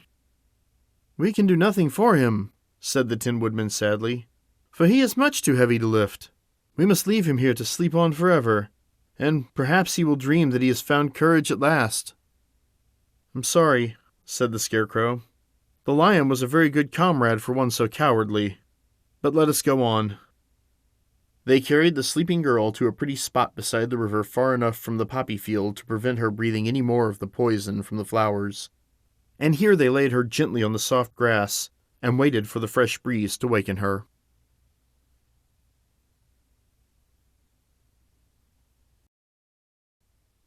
Chapter 9. The Queen of the Field Mice. "We cannot be far from the road of yellow brick now," remarked the Scarecrow as he stood beside the girl, "for we have come nearly as far as the river carried us away." The Tin Woodman was about to reply when he heard a low growl, and turning his head, which worked beautifully on hinges, he saw a great beast come bounding over the grass toward them. It was indeed a great yellow wildcat, and the Woodman thought it must be chasing something, for its ears were lying close to its head, and its mouth was wide open, showing 2 rows of ugly teeth, while its red eyes glowed like balls of fire. As it came nearer, the Tin Woodman saw that running before the beast was a little gray field mouse, and although he had no heart, he knew it was wrong for the wildcat to try to kill such a pretty harmless creature. So the Woodman raised his axe, and as the wildcat ran by, he gave it a quick blow that cut the beast's head clean off from its body, and it rolled over at his feet in 2 pieces. The field mouse, now that it was freed from its enemy, stopped short, and coming slowly up to the Tin Woodman, it said, in a squeaky little voice, "Oh, thank you! Thank you ever so much for saving my life!" "Don't speak of it, I beg you," replied the Woodman. "I have no heart, you know, so I'm careful to help all those who may need a friend, even if it happens to be only a mouse." "Only a mouse!" cried the little animal indignantly. "Why, I am a queen! The queen of all the field mice!" "Oh, indeed," said the Woodman, making a bow. "Therefore, you have done a great deed, as well as a brave one in saving my life," added the Queen. At that moment several mice were seen running up as fast as their little legs could carry them, and when they saw their Queen they exclaimed, "Oh, your Majesty, we thought you would be killed. How did you manage to escape the great wildcat?" and they all bowed so low to the little Queen that they almost stood upon their heads. "This funny Tin Man," she answered, "killed the wildcat and saved my life. So hereafter, you must all serve him and obey his slightest wish." "We will," cried all the mice in a shrill chorus, and then they scampered in all directions, for Toto had awakened from his sleep, and seeing all these mice around him, he gave one bark of delight and jumped right into the middle of the group. Toto had always loved to chase mice when he lived in Kansas, and he saw no harm in it. But the Tin Woodman caught the dog in his arms and held him tight, while he called to the mice, "Come back, come back! Toto shall not hurt you." At this the Queen of the Mice stuck her head out from a clump of grass and asked in a timid voice, "Are you sure he will not bite us?" "I will not let him," said the Woodman, "so do not be afraid." One by one the mice came creeping back, and Toto did not bark again, although he tried to get out of the Woodman's arms, and would have bitten him had he not known very well he was made of tin. Finally, one of the biggest mice spoke. "Is there anything we can do," it asked, "to repay you for saving the life of our queen?" "Nothing that I know of," answered the Woodman. But the Scarecrow, who had been trying to think, but could not because his head was stuffed with straw, said quickly, "Oh yes, you can save our friend the Cowardly Lion, who is asleep in the poppy bed." "A lion?" cried the little Queen. "Why, he would eat us all up." "Oh no," declared the Scarecrow. "This lion is a coward." "Really?" asked the mouse. "He says so himself," answered the Scarecrow, "and he would never hurt anyone who is our friend. If you will help us to save him, I promise that he shall treat you all with kindness." "Very well," said the Queen. "We will trust you. But what shall we do?" "Are there many of these mice which call you Queen and are willing to obey you?" "Oh yes, there are thousands," she replied. "Then send for them all to come here as soon as possible, and let each one bring a long piece of string." The Queen turned to the mice that attended her, and told them to go at once and get all her people. As soon as they heard her orders, they ran away in every direction as fast as possible. "Now," said the Scarecrow to the Tin Woodman, "you must go to those trees by the riverside and make a truck that will carry the lion." So the Woodman went at once to the trees and began to work, and he soon made a truck out of the limbs of trees, from which he chopped away all the leaves and branches. He fastened it together with wooden pegs, and made the 4 wheels out of short pieces of a big tree trunk. So fast and so well did he work that by the time the mice began to arrive, the truck was all ready for them. They came from all directions, and there were thousands of them, big mice and little mice and middle-sized mice, and each one brought a piece of string in his mouth. It was about this time that Dorothy woke from her long sleep and opened her eyes. She was greatly astonished to find herself lying upon the grass with thousands of mice standing around and looking at her timidly. But the Scarecrow told her about everything, and turning to the dignified little mouse, he said, "Permit me to introduce you to Her Majesty the Queen." Dorothy nodded gravely, and the Queen made a curtsy, after which she became quite friendly with the little girl. The Scarecrow and the Woodmen now began to fasten the mice to the truck, using the strings they had brought. One end of a string was tied around the neck of each mouse, and the other end to the truck. Of course, the truck was 1,000 times bigger than any of the mice who were to draw it, but when all the mice had been harnessed, they were able to pull it quite easily. Even the Scarecrow and the Tin Woodman could sit on it, and were drawn swiftly by their queer little horses to the place where the lion lay asleep. After a great deal of hard work, for the lion was heavy, they managed to get him up on the truck. Then the Queen hurriedly gave her people the order to start, for she feared if the mice stayed among the poppies too long, they also would fall asleep. At first, the little creatures, many though they were, could hardly stir the heavily loaded truck. But the Woodman and the Scarecrow both pushed from behind, and they got along better. Soon, they rolled the lion out of the poppy bed to the green fields, where he could breathe the sweet, fresh air again, instead of the poisonous scent of the flowers.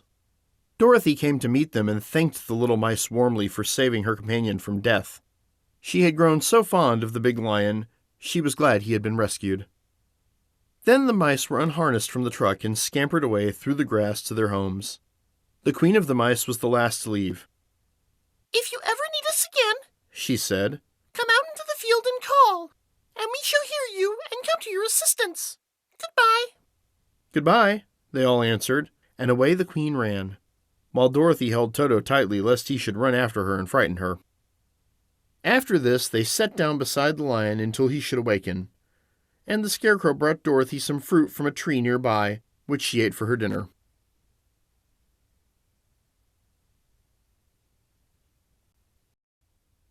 Chapter 10. The Guardian of the Gate. It was some time before the Cowardly Lion awakened, for he had lain among the poppies a long while, breathing in their deadly fragrance. But when he did open his eyes and roll off the truck, he was very glad to find himself still alive. "I ran as fast as I could," he said, sitting down and yawning. "But the flowers were too strong for me. How did you get me out?" Then they told him of the field mice, and how they had generously saved him from death. And the Cowardly Lion laughed and said, "I have always thought myself very big and terrible, yet such small things as flowers came near to killing me. And such small animals as mice have saved my life. How strange it all is. But comrades, what shall we do now?" "We must journey on until we find the road of yellow brick again," said Dorothy, "and then we can keep on to the Emerald City." So, the lion, being fully refreshed and feeling quite himself again, they all started upon the journey, greatly enjoying the walk through the soft, fresh grass, and it was not long before they reached the road of yellow brick and turned again toward the Emerald City where the great Oz dwelt. The road was smooth and well paved, now, and the country about was beautiful, so that the travelers rejoiced in leaving the forest far behind, and with it the many dangers they had met in its gloomy shades. Once more they could see fences built beside the road, but these were painted green, and when they came to a small house, in which a farmer evidently lived, that also was painted green. They passed by several of these houses during the afternoon, and sometimes people came to the doors and looked at them, as if they would like to ask questions, but no one came near them nor spoke to them because of the great lion, of which they were much afraid. The people were all dressed in clothing of a lovely emerald green color, and wore peaked hats like those of the Munchkins. "This must be the land of Oz," said Dorothy, "and we are surely getting near the Emerald City." "Yes," answered the Scarecrow, "everything is green here, while in the country of the Munchkins blue was the favorite color. But the people do not seem to be as friendly as the Munchkins, and I'm afraid we shall be unable to find a place to pass the night." "I should like something to eat besides fruit," said the girl, "and I'm sure Toto is nearly starved. Let us stop at the next house and talk to the people." So, when they came to a good-sized farmhouse, Dorothy walked boldly up to the door and knocked. A woman opened it just far enough to look out and said, "What do you want, child? And why is that great lion with you?" "We wish to pass the night with you, if you will allow us," answered Dorothy. "And the lion is my friend and comrade, and would not hurt you for the world." "Is he tame?" asked the woman, opening the door a little wider. "Oh, yes," said the girl, "and he is a great coward, too, so that he will be more afraid of you than you are of him." "Well," said the woman, after thinking it over, and taking another peep at the lion, "if that is the case, you may come in, and I will give you some supper and a place to sleep." So they all entered the house, where there was, besides the woman, 2 children and a man. The man had hurt his leg and was lying on a couch in a corner. They seemed greatly surprised to see so strange a company, and while the woman was busy laying the table, the man asked, "Where are you all going?" "To the Emerald City," said Dorothy, "to see the Great Oz." "Oh, indeed!" exclaimed the man. "Are you sure that Oz will see you?" "Why not?" she replied. "Why, it is said that he never lets anyone come into his presence. I have been to the Emerald City many times, and it is a beautiful and wonderful place. But I have never been permitted to see the Great Oz, nor do I know of any living person who has seen him." "Does he ever go out?" asked the Scarecrow. "Never. He sits day after day in the great throne room of his palace, and even those who wait upon him do not see him face to face." "What is he like?" asked the girl. "That is hard to tell," said the man thoughtfully. "You see, Oz is a great wizard, and can take on any form he wishes, so that some say he looks like a bird, and some say he looks like an elephant, and some say he looks like a cat. To others, he appears as a beautiful fairy, or a brownie, or in any other form that pleases him. But who the real Oz is, when he is in his own form, no living person can tell." "That is very strange," said Dorothy. "But we must try, in some way, to see him, or we shall have made our journey for nothing." "Why do you wish to see the terrible Oz?" asked the man. "I want him to give me some brains," said the Scarecrow eagerly. "Oh, Oz could do that easily enough," declared the man. "He has more brains than he needs." "And I want him to give me a heart," said the Tin Woodman. "That will not trouble him," continued the man, "for Oz has a large collection of hearts, of all sizes and shapes." "And I want him to give me courage," said the Cowardly Lion. "Oz keeps a great pot of courage in his throne room," said the man, "which he has covered with a golden plate to keep it from running over. He will be glad to give you some." "And I want him to send me back to Kansas," said Dorothy. "Where is Kansas?" asked the man in surprise. "I don't know," replied Dorothy sorrowfully, "but it is my home, and I'm sure it is somewhere." "Very likely. Well, Oz can do anything, so I suppose he will find Kansas for you. But first you must get to see him, and that will be a hard task, for the Great Wizard does not like to see anyone, and he usually has his own way. But what do you want?" he continued, speaking to Toto. Toto only wagged his tail, for, strange to say, he could not speak. The woman now called to them that supper was ready, so they gathered around the table, and Dorothy ate some delicious porridge and a dish of scrambled eggs, and a plate of nice white bread, and enjoyed her meal. The lion ate some of the porridge, but did not care for it, saying it was made from oats, and oats were food for horses, not for lions. The Scarecrow and Tin Woodman ate nothing at all. Toto ate a little of everything, and was glad to get a good supper again.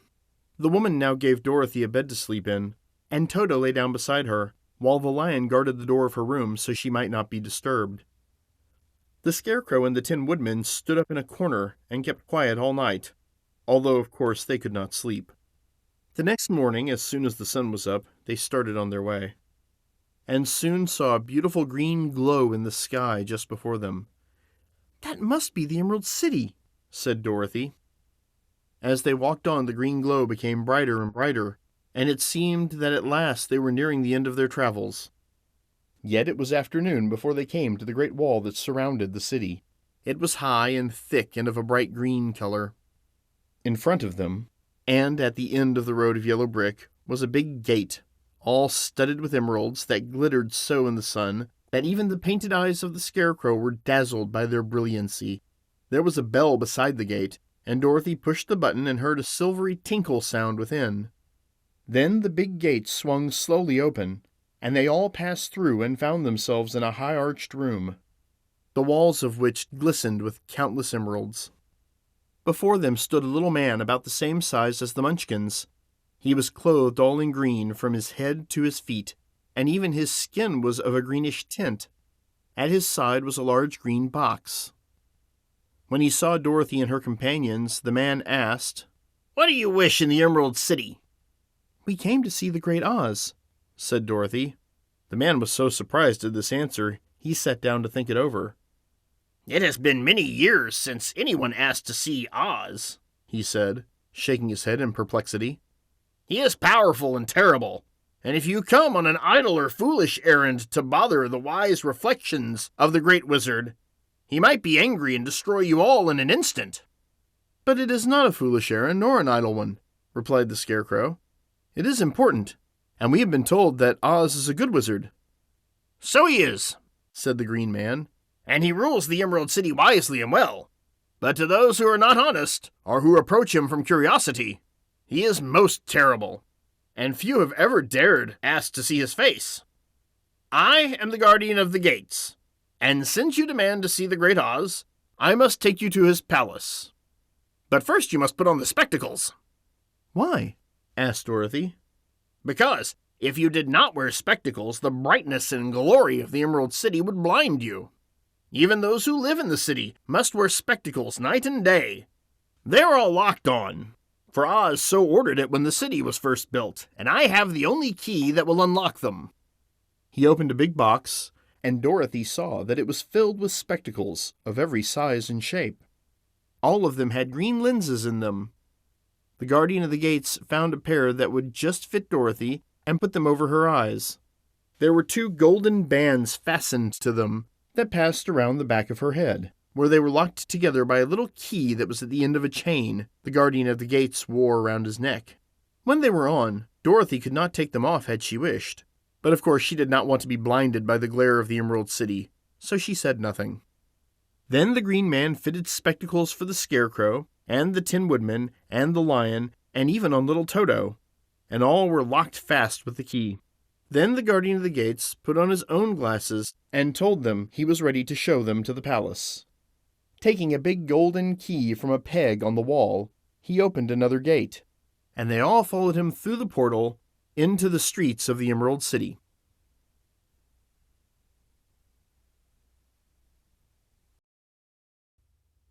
Chapter 11. The Wonderful Emerald City of Oz.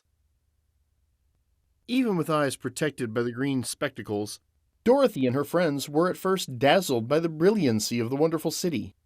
The streets were lined with beautiful houses, all built of green marble and studded everywhere with sparkling emeralds. They walked over a pavement of the same green marble, and where these blocks were joined together were rows of emeralds set closely and glittering in the brightness of the sun. The window panes were of green glass. Even the sky above the city had a green tint, and the rays of the sun were green. There were many people, men, women, and children, walking about, and they were all dressed in green clothes and had greenish skins. They looked at Dorothy and her strangely assorted company with wondering eyes, and the children all ran away and hid behind their mothers when they saw the lion, but no one spoke to them. Many shops stood in the street, and Dorothy saw that everything in them was green. Green candy and green popcorn were offered for sale, as well as green shoes, green hats, and green clothes of all sorts.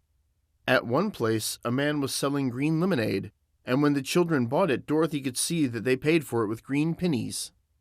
There seemed to be no horses nor animals of any kind. The men carried things around in little green carts, which they pushed before them. Everyone seemed happy and contented and prosperous. The guardian of the gates led them through the streets until they came to a big building, exactly in the middle of the city, which was the palace of Oz, the great wizard. There was a soldier before the door, dressed in a green uniform and wearing a long green beard.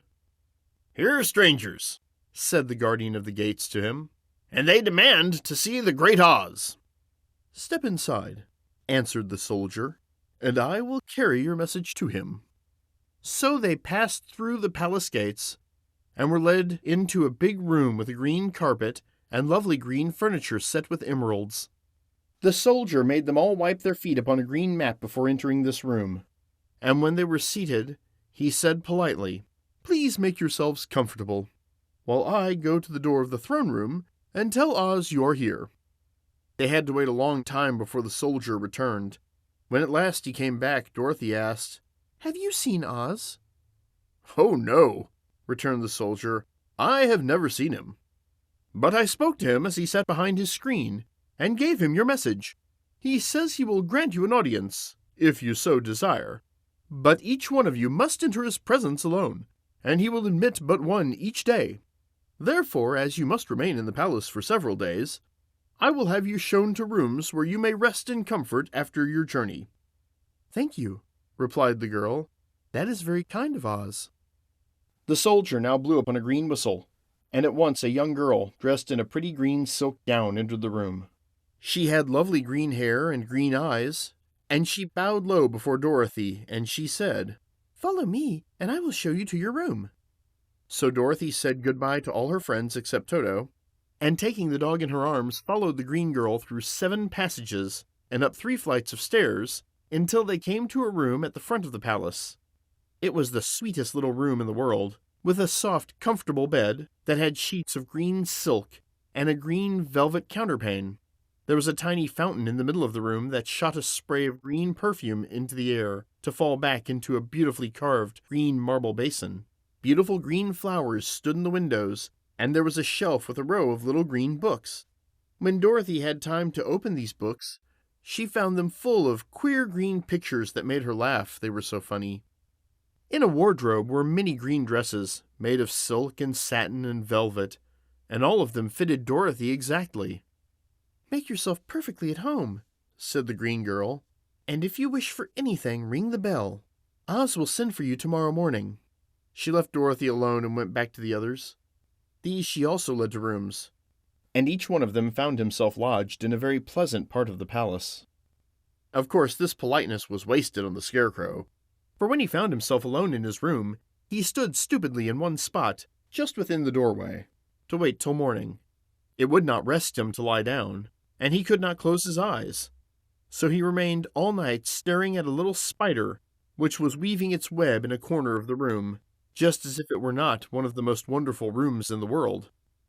The Tin Woodman lay down on his bed from force of habit, for he remembered when he was made of flesh, but not being able to sleep, he passed the night moving his joints up and down to make sure they kept in good working order.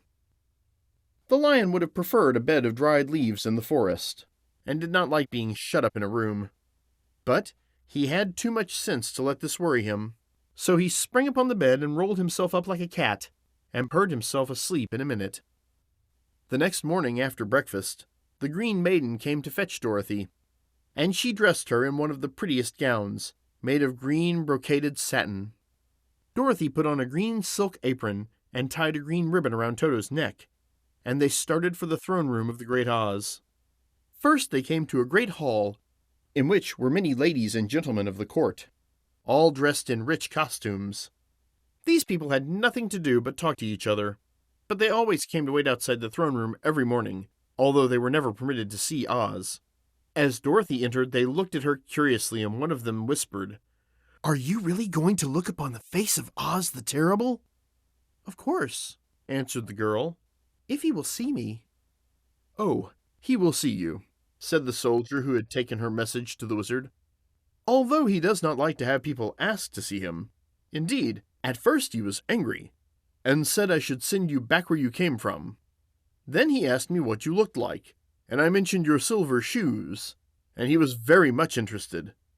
At last I told him about the mark upon your forehead, and he decided he would admit you to his presence." Just then a bell rang, and the green girl said to Dorothy, "That is the signal. You must go into the throne room alone." She opened a little door, and Dorothy walked boldly through, and found herself in a wonderful place. It was a big round room with a high arched roof, and the walls and ceiling and floor were covered with large emeralds set closely together. In the center of the roof was a great light, as bright as the sun, which made the emeralds sparkle in a wonderful manner. But what interested Dorothy most was the big throne of green marble that stood in the middle of the room. It was shaped like a chair, and sparkled with gems, as did everything else. In the center of the chair was an enormous head without body to support it, or any arms or legs whatever. There was no hair upon this head, but it had eyes and nose and mouth, and was bigger than the head of the biggest giant. As Dorothy gazed upon this in wonder and fear, the eyes turned slowly and looked at her sharply and steadily. Then the mouth moved, and Dorothy heard a voice say, "I am Oz, the great and terrible. Who are you, and why do you seek me?" It was not such an awful voice as she had expected to come from the big head. So she took courage and answered, "I am Dorothy, the small and meek. I have come to you for help." The eyes looked at her thoughtfully for a full minute. Then said the voice, "Where did you get the silver shoes?" "I got them from the Wicked Witch of the East when my house fell on her and killed her," she replied. "Where did you get the mark upon your forehead?" continued the voice. "This is where the Good Witch of the North kissed me, when she bade me goodbye and sent me to you," said the girl. Again the eyes looked at her sharply, and they saw she was telling the truth. Then Oz asked, "What do you wish me to do?" "Send me back to Kansas, where my Aunt Em and Uncle Henry are," she answered earnestly. "I don't like your country, although it is so beautiful, and I am sure Aunt Em will be dreadfully worried over my being away so long." The eyes winked 3 times, and then they turned up to the ceiling and down to the floor, and rolled around so queerly that they seemed to see every part of the room, and at last they looked at Dorothy again. "Why should I do this for you?" asked Oz. "Because you are strong and I am weak. Because you are a great wizard and I am only a helpless little girl," she answered. "But you were strong enough to kill the Wicked Witch of the East," said Oz. "That just happened," returned Dorothy simply. "I could not help it." "Well," said the head, "I will give you my answer. You have no right to expect me to send you back to Kansas unless you do something for me in return. In this country, everyone must pay for everything he gets. If you wish me to use my magic power to send you home again, then you must do something for me first. Help me, and I will help you." "What must I do?" asked the girl. "Kill the Wicked Witch of the West," answered Oz. "But I cannot!" exclaimed Dorothy, greatly surprised. "You killed the Witch of the East, and you wear the silver shoes, which bear a powerful charm. There is now but one Wicked Witch left in all this land, and when you can tell me she is dead, I will send you back to Kansas. But not before." The little girl began to weep. She was so much disappointed, and the eyes winked again and looked upon her anxiously, as if the great Oz felt that she could help him if she would. "I never killed anything willingly," she sobbed. "And even if I wanted to, how could I kill the Wicked Witch if you, who are great and terrible, cannot kill her yourself? How do you expect me to do it?" "I do not know," said the head, "but that is my answer, and until the Wicked Witch dies, you will not see your uncle and aunt again. Remember that the witch is wicked, tremendously wicked, and ought to be killed. Now go, and do not ask to see me again until you have done your task." Sorrowfully, Dorothy left the throne room and went back to where the lion and the Scarecrow and the 10 Woodmen were waiting to hear what Oz had said to her. "There is no hope for me," she said sadly, "for Oz will not send me home until I have killed the Wicked Witch of the West, and that I can never do." Her friends were sorry, but could do nothing to help her, so she went to her own room and lay down on the bed and cried herself to sleep. The next morning the soldier with the green whiskers came to the Scarecrow and said, "Come with me, for Oz has sent for you."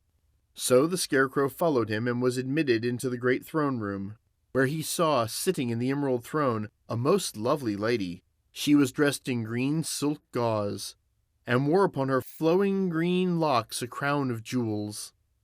Growing from her shoulders were wings, gorgeous in color, and so light that they fluttered if the slightest breath of air reached them. When the Scarecrow had bowed, as prettily as his straw stuffing would let him before this beautiful creature, she looked upon him sweetly and said, "I am Oz, the great and terrible. Who are you, and why do you seek me?" Now the Scarecrow, who had expected to see the great head Dorothy had told him of, was much astonished, but he answered her bravely, "I am only a scarecrow stuffed with straw. Therefore I have no brains, and I come to you, praying that you will put brains in my head instead of straw, so that I may become as much a man as any other in your dominions." "Why should I do this for you?" asked the lady. "Because you are wise and powerful, and no one else can help me," answered the Scarecrow. "I never grant favors without some return," said Oz, "but this much I will promise.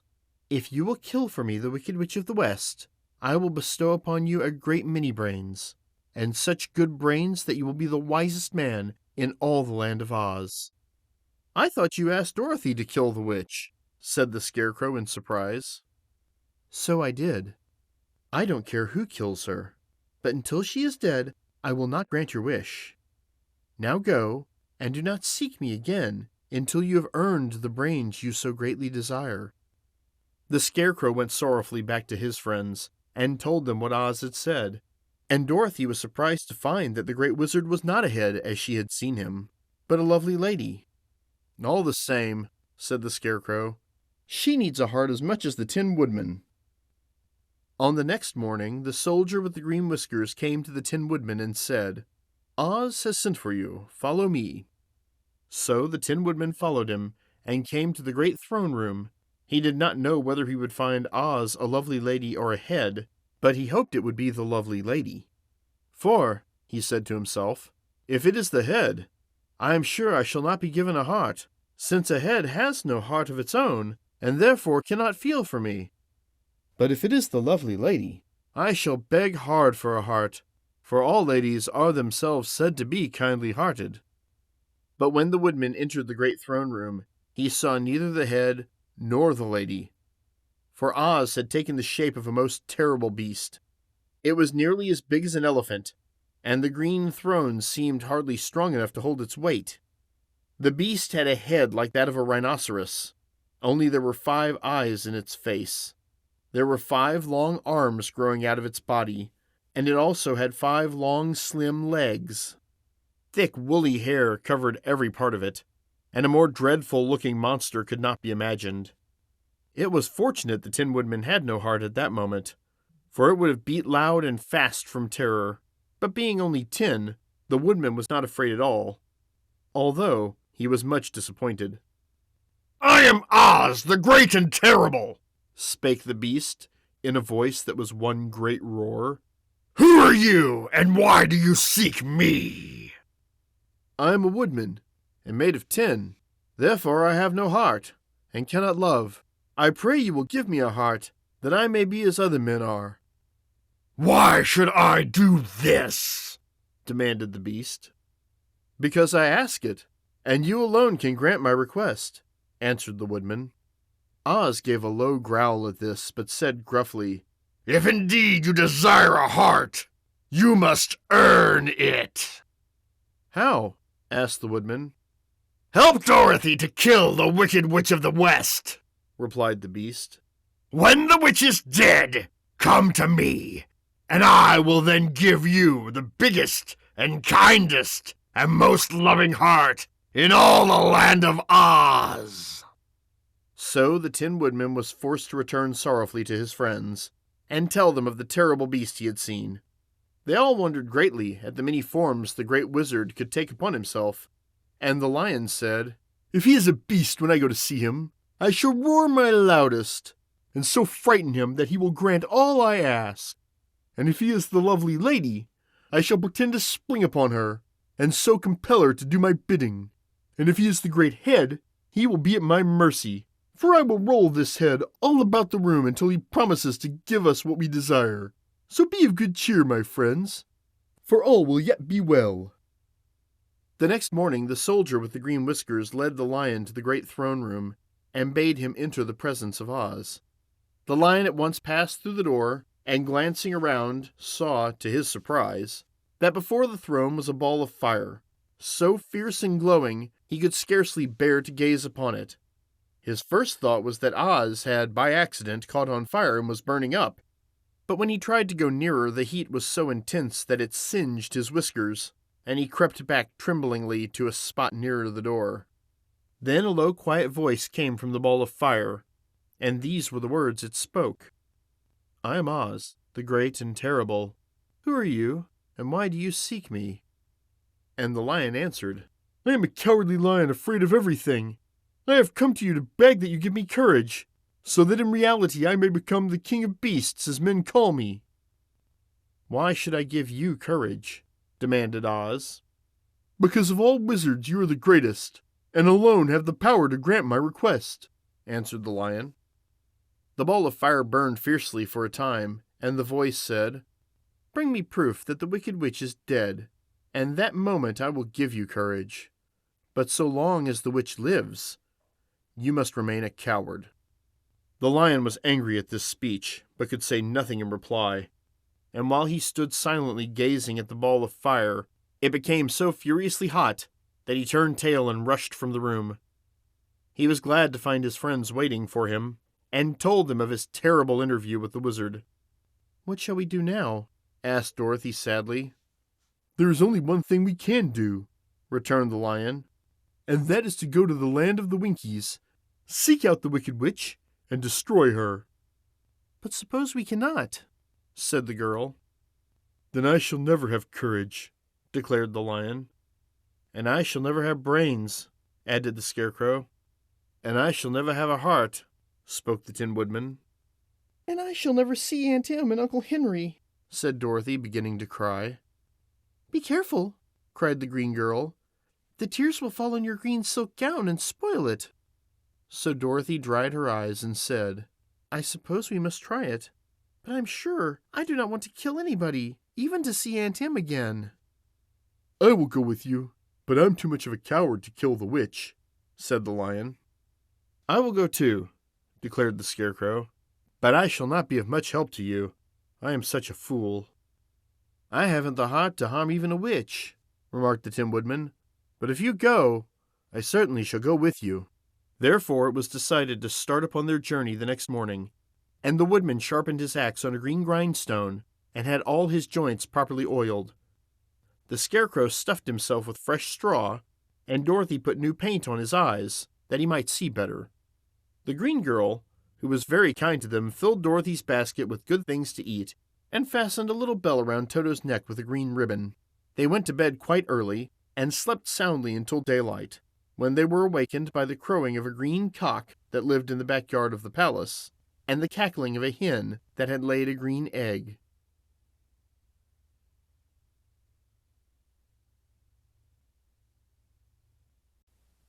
Chapter 12. The Search for the Wicked Witch. The soldier with the green whiskers led them through the streets of the Emerald City until they reached the room where the guardian of the gates lived. This officer unlocked their spectacles and put them back in his great box, and then he politely opened the gate for our friends. "Which road leads to the Wicked Witch of the West?" asked Dorothy. "There is no road," answered the guardian of the gates. "No one ever wishes to go that way." "How then will we find her?" inquired the girl. "That will be easy," replied the man. "For when she knows you are in the country of the Winkies, she will find you, and make you all her slaves." "Perhaps not," said the Scarecrow, "for we mean to destroy her." "Oh, that is different," said the guardian of the gates. "No one has ever destroyed her before, so I naturally thought she would make slaves of you, as she has of all the rest. But take care, for she is wicked and fierce, and may not allow you to destroy her.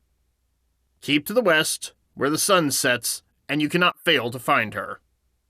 They thanked him and bade him goodbye, and turned toward the west, walking over fields of soft grass dotted here and there with daisies and buttercups. Dorothy still wore the pretty silk dress she had put on in the palace, but now, to her surprise, she found it was no longer green, but pure white.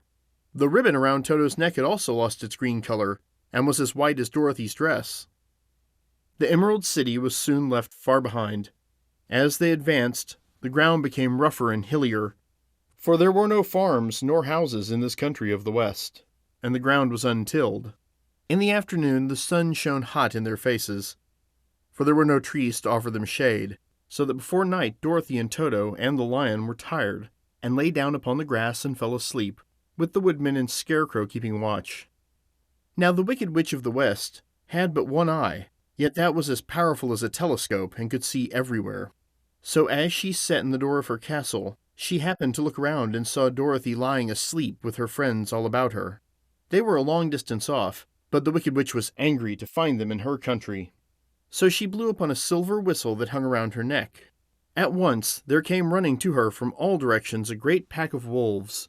They had long legs and fierce eyes and sharp teeth. "Go to those people," said the witch, "and tear them to pieces." "Are you not going to make them your slaves?" asked the leader of the wolves. "No," she answered. "One is of tin and one of straw. One is a girl and another a lion.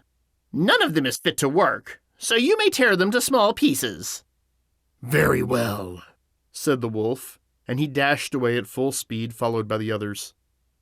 It was lucky the Scarecrow and Woodman were wide awake and heard the wolves coming. "This is my fight," said the Woodman, "so get behind me, and I will meet them as they come." He seized his axe, which he had made very sharp, and as the leader of the wolves came on, the Tin Woodman swung his arm and chopped the wolf's head from its body, so that it immediately died. As soon as he could raise his axe, another wolf came up, and he also fell under the sharp edge of the Tin Woodman's weapon. There were 40 wolves, and 40 times a wolf was killed, so that at last they all lay dead in a heap before the Woodman. Then he put down his axe and sat beside the Scarecrow, who said, "It was a good fight, friend." They waited until Dorothy awoke the next morning. The little girl was quite frightened when she saw the great pile of shaggy wolves, but the Tin Woodman told her all. She thanked him for saving them and sat down to breakfast, after which they started again upon their journey. Now this same morning the Wicked Witch came to the door of her castle and looked out with her one eye that could see afar off. She saw all her wolves lying dead and the strangers still traveling through her country. This made her angrier than before, and she blew her silver whistle twice. Straightway a great flock of wild crows came flying toward her, enough to darken the sky, and the Wicked Witch said to the King Crow, "Fly at once to the strangers. Peck out their eyes and tear them to pieces." The wild crows flew in one great flock toward Dorothy and her companions. When the little girl saw them coming, she was afraid, but the Scarecrow said, "This is my battle, so lie down beside me and you will not be harmed." So they all lay upon the ground except the Scarecrow, and he stood up and stretched out his arms. And when the crows saw him, they were frightened, as these birds always are by scarecrows, and did not dare come any nearer. But the King Crow said, "It is only a stuffed man. I will peck his eyes out."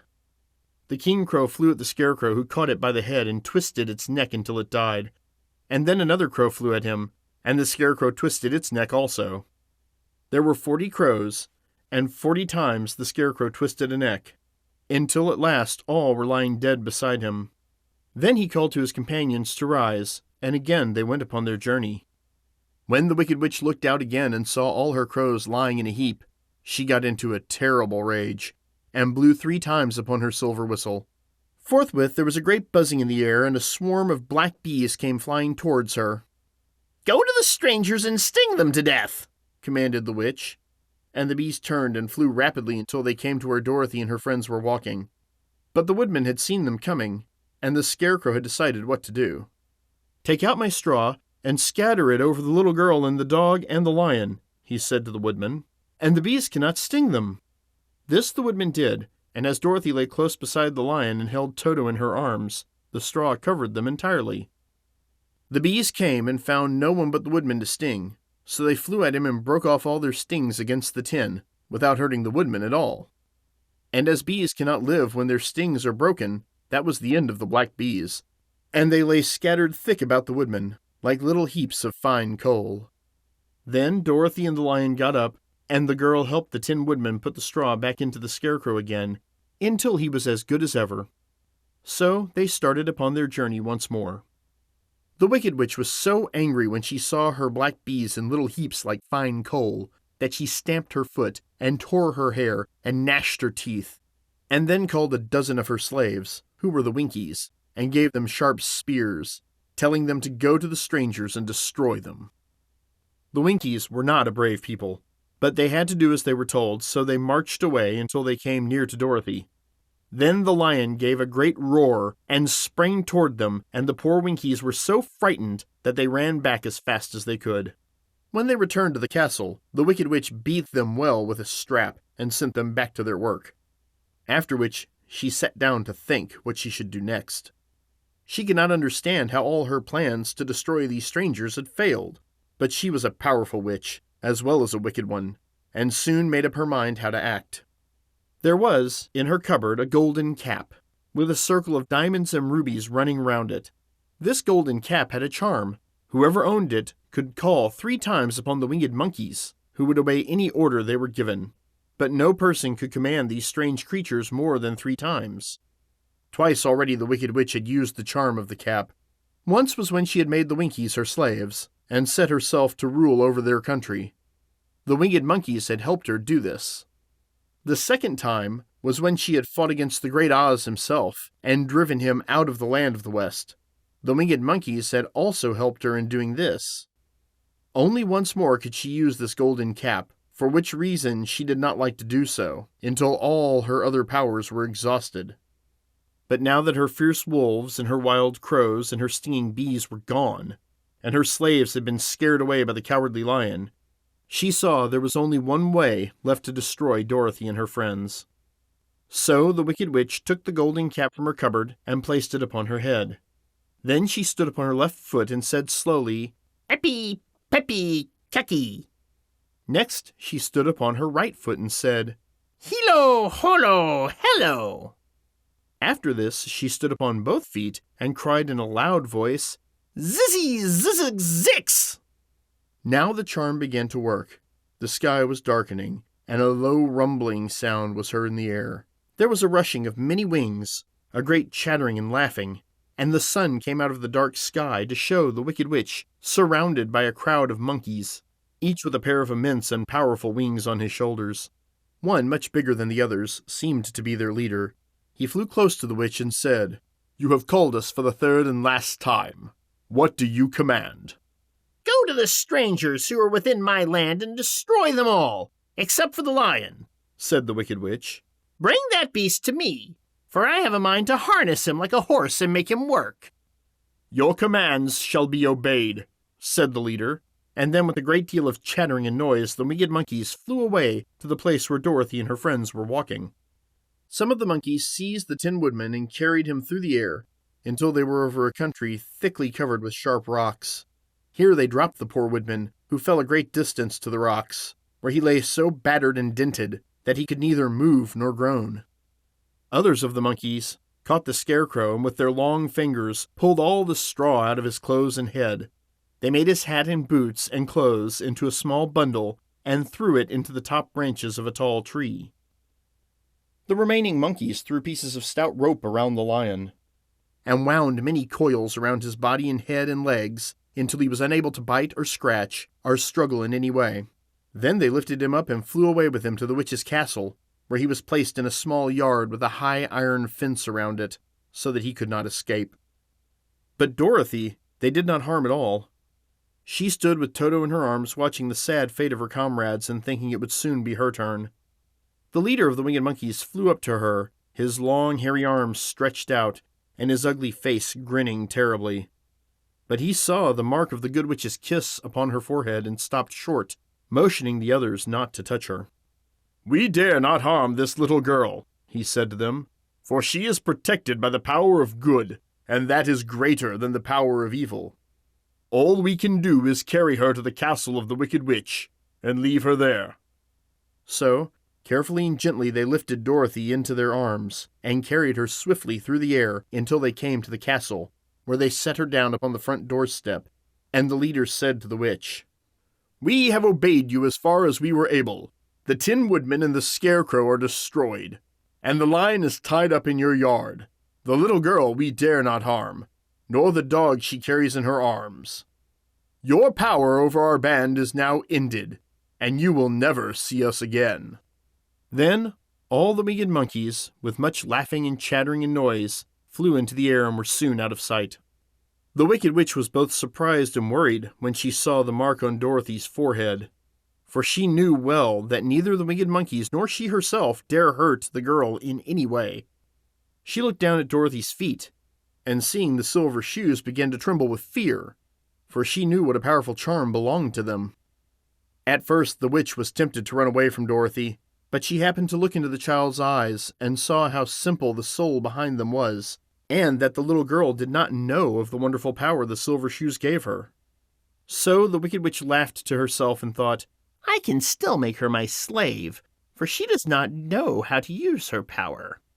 Then she said to Dorothy harshly and severely, "Come with me, and see that you mind everything I tell you. For if you do not, I will make an end of you, as I did the 10 Woodmen and the Scarecrow." Dorothy followed her through many of the beautiful rooms in her castle until they came to the kitchen, where the witch bade her to clean the pots and kettles, and sweep the floor and keep the fire fed with wood.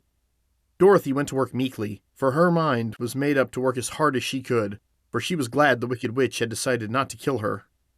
With Dorothy hard at work, the witch thought she would go into the courtyard and harness the Cowardly Lion like a horse.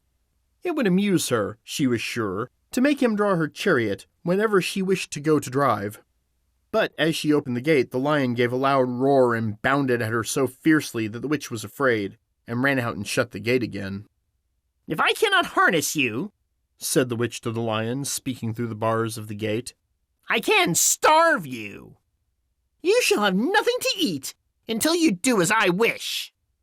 So after that she took no food to the imprisoned lion, but every day she came to the gate at noon and asked, "Are you ready to be harnessed like a horse?" And the lion would answer, "No, and if you come into this yard, I will bite you." The reason the lion did not have to do as the witch wished was that every night, while the woman was asleep, Dorothy carried him food from the cupboard.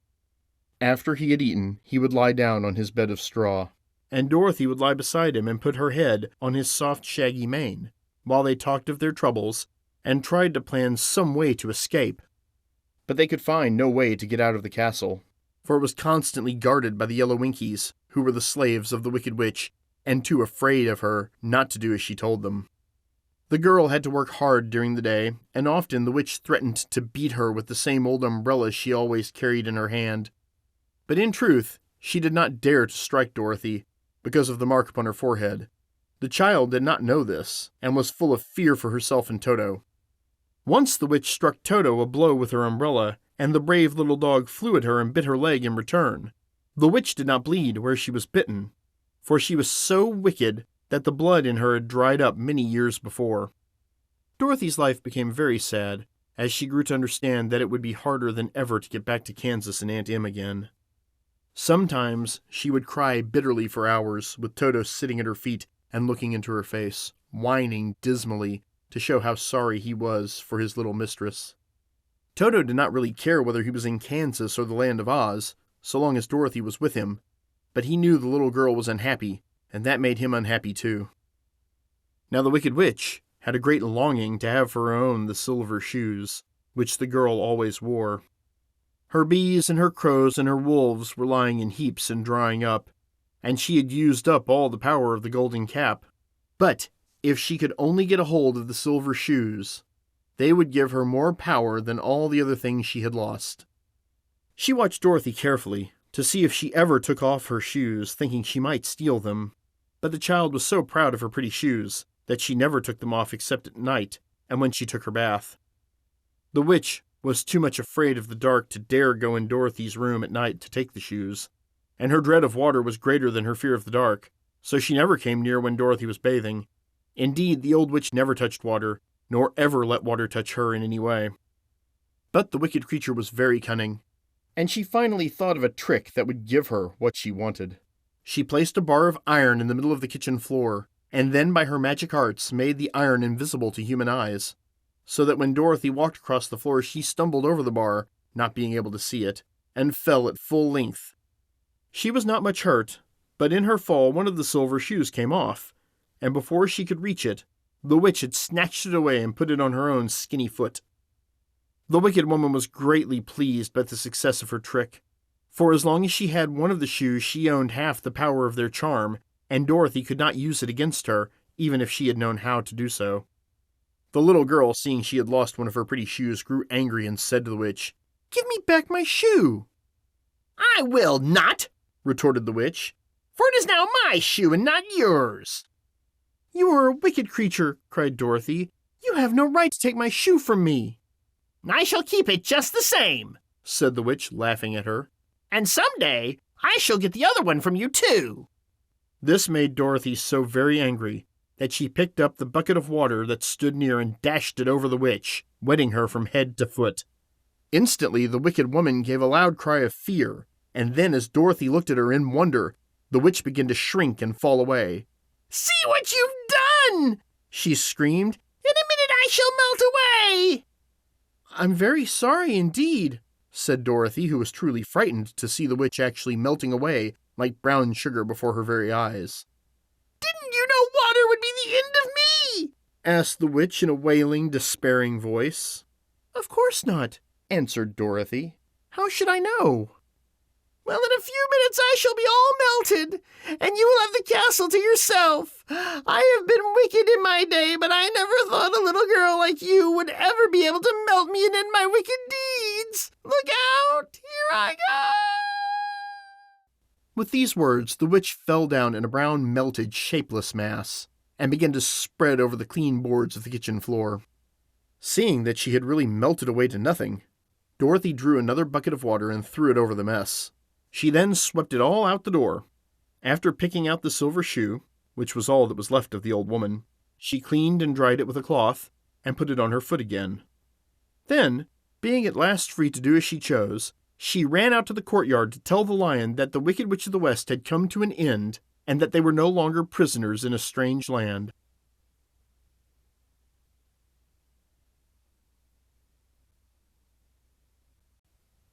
Chapter 13. The Rescue. The Cowardly Lion was much pleased to hear that the Wicked Witch had been melted by a bucket of water, and Dorothy at once unlocked the gate of his prison and set him free. They went in together to the castle, where Dorothy's first act was to call all the Winkies together and tell them that they were no longer slaves. There was great rejoicing among the yellow Winkies, for they had been made to work hard during many years for the Wicked Witch, who had always treated them with great cruelty. They kept this day as a holiday, then and ever after, and spent the time in feasting and dancing. "If our friends the Scarecrow and the Tin Woodmen were only with us," said the Lion, "I should be quite happy." "Don't you suppose we could rescue them?" asked the girl anxiously. "We can try," answered the Lion. So they called the yellow Winkies and asked them if they would help to rescue their friends. And the Winkies said that they would be delighted to do all in their power for Dorothy, who had set them free from bondage. So she chose a number of Winkies who looked as if they knew the most, and they all started away. They traveled that day and part of the next until they came to the rocky plain, where the Tin Woodman lay all battered and bent. His axe was near him, but the blade was rusted and the handle broken off short. The Winkies lifted him tenderly in their arms, and carried him back to the yellow castle again, Dorothy shedding a few tears by the way at the sad plight of her old friend, and the Lion looking sober and sorry. When they reached the castle, Dorothy said to the Winkies, "Are any of your people tinsmiths?" "Oh, yes. Some of us are very good tinsmiths," they told her. "Then bring them to me," she said. And when the tinsmiths came, bringing with them all their tools in baskets, she inquired, "Can you straighten out those dents in the Tin Woodman, and bend him back into shape again, and solder him together where he is broken?" The tinsmiths looked the Woodman over carefully, and then answered that they thought they could mend him so he would be as good as ever. So they set to work in one of the big yellow rooms in the castle, and worked for 3 days and 4 nights, hammering and twisting and bending and soldering and polishing and pounding at the legs and body and head of the Tin Woodman, until at last he was straightened out into his old form, and his joints worked as well as ever. To be sure, there were several patches on him, but the tinsmiths did a good job, and as the Woodman was not a vain man, He did not mind the patches at all. When at last he walked into Dorothy's room and thanked her for rescuing him, he was so pleased that he wept tears of joy, and Dorothy had to wipe every tear carefully from his face with her apron, so his joints would not be rusted. At the same time, her own tears fell thick and fast at the joy of meeting her old friend again, and these tears did not need to be wiped away. As for the lion, he wiped his eyes so often with the tip of his tail that it became quite wet, and he was obliged to go out into the courtyard and hold it in the sun till it dried. "If only we had the Scarecrow with us again," said the Tin Woodman, when Dorothy had finished telling him everything that had happened. "I should be quite happy." "We must try to find him," said the girl.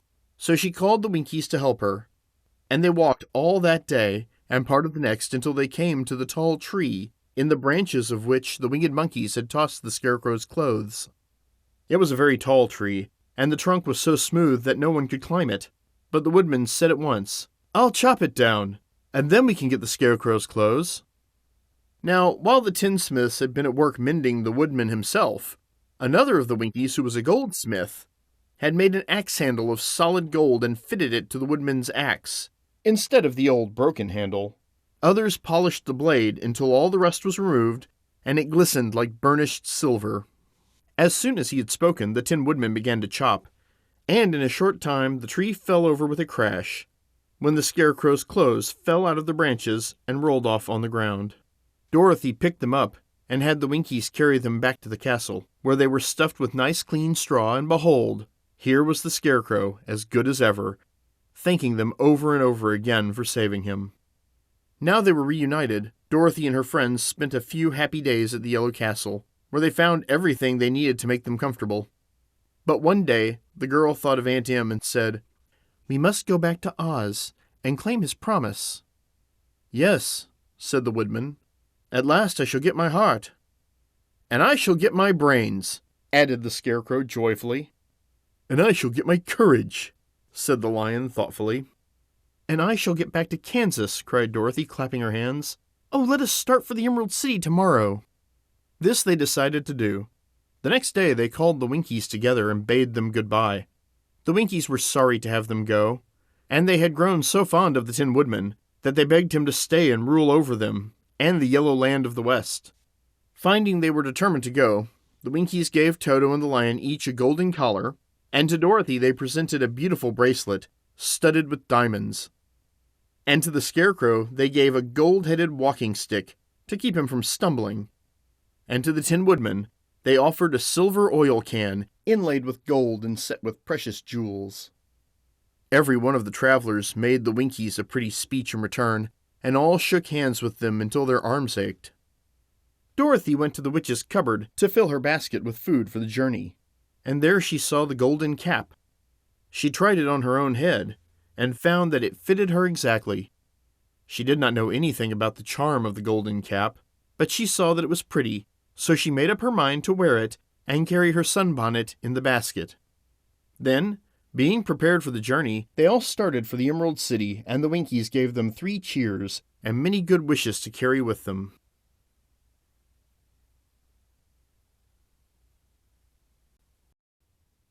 Chapter 14. The Winged Monkeys. You will remember there was no road, not even a pathway, between the castle of the Wicked Witch and the Emerald City. When the 4 travelers went in search of the witch, she had seen them coming, and so sent the Winged Monkeys to bring them to her. It was much harder to find their way back through the big fields of buttercups and yellow daisies than it was being carried. They knew, of course, they must go straight east toward the rising sun, and they started off in the right way. But at noon, when the sun was over their heads, they did not know which was east and which was west, and that was the reason they were lost in the great fields. They kept on walking, however, and at night the moon came out and shone brightly. So they lay down among the sweet-smelling yellow flowers and slept soundly until morning, all but the Scarecrow and the Tin Woodman. The next morning the sun was behind a cloud, but they started on as if they were quite sure which way they were going. "If we walk far enough," said Dorothy, "we shall sometime come to some place, I am sure." But day by day passed away, and they still saw nothing before them but the yellow fields. The Scarecrow began to grumble a bit. "We have surely lost our way," he said, "and unless we find it in time to reach the Emerald City, I shall never get my brains." "Nor I my heart," declared the Tin Woodman. "It seems to me I can scarcely wait till I get to Oz, and you must admit, this is a very long journey." "You see," said the Cowardly Lion with a whimper, "I haven't the courage to keep tramping forever without getting anywhere at all." Then Dorothy lost heart. She sat down on the grass and looked at her companions, and they sat down and looked at her, and Toto found for the first time in his life he was too tired to chase a butterfly that flew past his head, so he put out his tongue and panted, and looked at Dorothy as if to ask what they should do next. "Suppose we call the field mice," she suggested. "They could probably tell us the way to the Emerald City." "To be sure they could!" cried the Scarecrow. "Why didn't we think of that before?" Dorothy blew the little whistle she had always carried about her neck, since the Queen of the Mice had given it to her.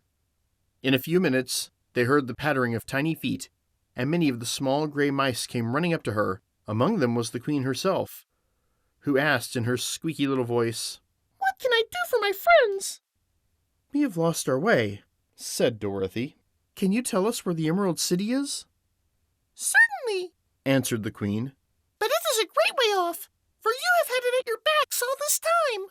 Then she noticed Dorothy's golden cap and said, "Why don't you use the charm of the cap and call the winged monkeys to you? They will carry you to the City of Oz in less than an hour." "I didn't know there was a charm," answered Dorothy in surprise. "What is it?" "It is written inside the golden cap," replied the Queen of the Mice. "but if you are going to call the winged monkeys, we must run away, for they are full of mischief and think it great fun to plague us." "Won't they hurt me?" asked the girl anxiously. "Oh no! They must obey the wearer of the cap. Goodbye." And she scampered out of sight, with all the mice hurrying after her. Dorothy looked inside the golden cap and saw some words written upon the lining. These she thought must be the charm. So she read the directions carefully and put the cap upon her head. "Epi, Peppy, Keki," she said, standing on her left foot. "What did you say?" asked the Scarecrow, who did not know what she was doing.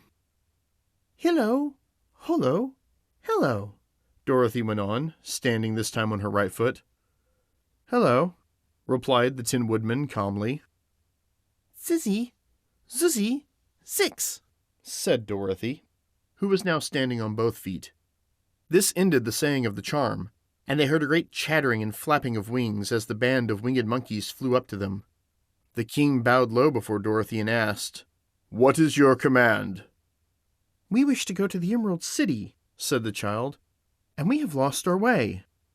"We will carry you," replied the king, and no sooner had he spoken than two of the monkeys caught Dorothy in their arms and flew away with her. Others took the Scarecrow and the Woodman and the Lion, and one little monkey seized Toto and flew after them, although the dog tried hard to bite him. The Scarecrow and the Tin Woodman were rather frightened at first, for they remembered how badly the winged monkeys had treated them before, but they saw that no harm was intended, so they rode through the air quite cheerfully and had a fine time looking at the pretty gardens and woods far below them. Dorothy found herself riding easily between two of the biggest monkeys, one of them the king himself. They had made a chair of their hands and were careful not to hurt her. "Why do you have to obey the charm of the golden cap?" she asked. "That is a long story," answered the king with a laugh. "But as we have a long journey before us, I will pass the time by telling you about it, if you wish." "I shall be glad to hear it," she replied. "Once," began the leader, "we were a free people living happily in the great forest, flying from tree to tree, eating nuts and fruit, and doing just as we pleased without calling anybody master. Perhaps some of us were rather too full of mischief at times, flying down to pull the tails of the animals that had no wings, chasing birds and throwing nuts at the people who walked in the forest.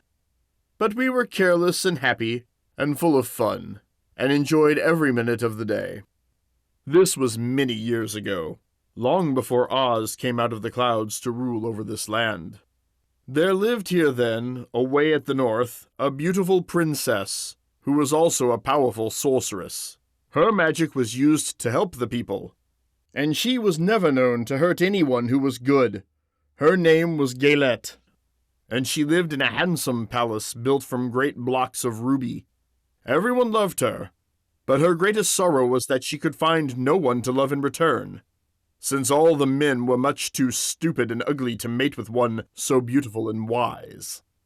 At last, however, she found a boy who was handsome and manly and wise beyond his years. Gaylette made up her mind that when he grew to be a man, she would make him her husband. So she took him to her ruby palace and used all her magic powers to make him as strong and good and lovely as any woman could wish. When he grew to manhood, Kulala, as he was called, was said to be the best and wisest man in all the land, while his manly beauty was so great that Gaylette loved him dearly and hastened to make everything ready for the wedding. My grandfather was, at that time, the king of the winged monkeys, which lived in the forest near Gaylette's palace, and the old fellow loved a joke better than a good dinner. One day, just before the wedding, my grandfather was flying out with his band when he saw Kulala walking beside the river. He was dressed in a rich costume of pink silk and purple velvet, and my grandfather thought he would see what he could do. At his word, the band flew down and seized Kulala, carried him in their arms until they were over the middle of the river, and then dropped him into the water. "Swim out, my fine fellow," cried my grandfather, "and see if the water has spotted your clothes." Kulala was much too wise not to swim, and he was not in the least spoiled by all his good fortune. He laughed when he came to the top of the water, and swam into shore. But when Gaylette came running out to him, she found his silks and velvet all ruined by the river.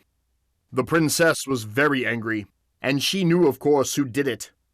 She had all the winged monkeys brought before her, and she said at first that their wings should be tied, and they should be treated as they had treated Kulala, and dropped in the river.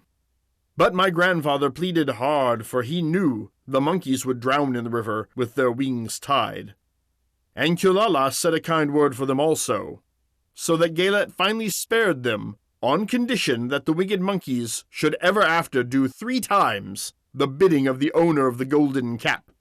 This cap had been made for a wedding present to Kulala, and it is said to have cost the princess half her kingdom. Of course my grandfather and all the other monkeys at once agreed to the condition, and that is how it happens that we are 3 times the slaves of the owner of the golden cap, whomsoever he may be. "And what became of them?"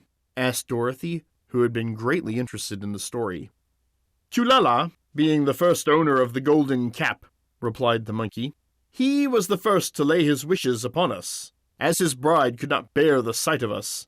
He called for us all to him in the forest after he had married her, and ordered us to always keep where she could never again set eyes on a winged monkey, which we were glad to do, for we were all afraid of her. This was all we ever had to do until the golden cap fell into the hands of the Wicked Witch of the West, who made us enslave the Winkies, and afterward drive Oz himself out of the land of the West. Now, the golden cap is yours, and 3 times you have the right to lay your wishes upon us." As the Monkey King finished his story, Dorothy looked down and saw the green shining walls of the Emerald City before them. She wondered at the rapid flight of the monkeys, but was glad the journey was over. The strange creatures set the travelers down carefully before the gate of the city. The king bowed low to Dorothy, and then flew swiftly away, followed by all his band. "That was a good ride," said the little girl. "Yes, and a quick way out of our troubles," replied the lion. "How lucky it was that you brought away that wonderful cap."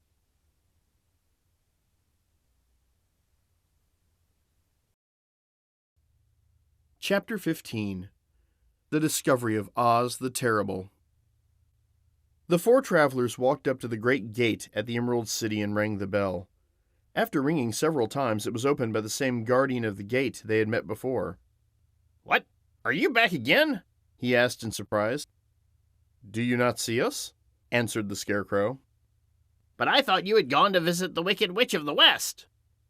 "We did visit her," said the Scarecrow. "And she let you go again?" asked the man in wonder. "She could not help it, for she is melted. explained the Scarecrow. Melted? Well, that is good news indeed, said the man. Who melted her? It was Dorothy, said the Lion gravely. Good gracious, exclaimed the man, and he bowed very low indeed before her. Then he led them into his little room and locked the spectacles from the great box on all their eyes, just as he had done before.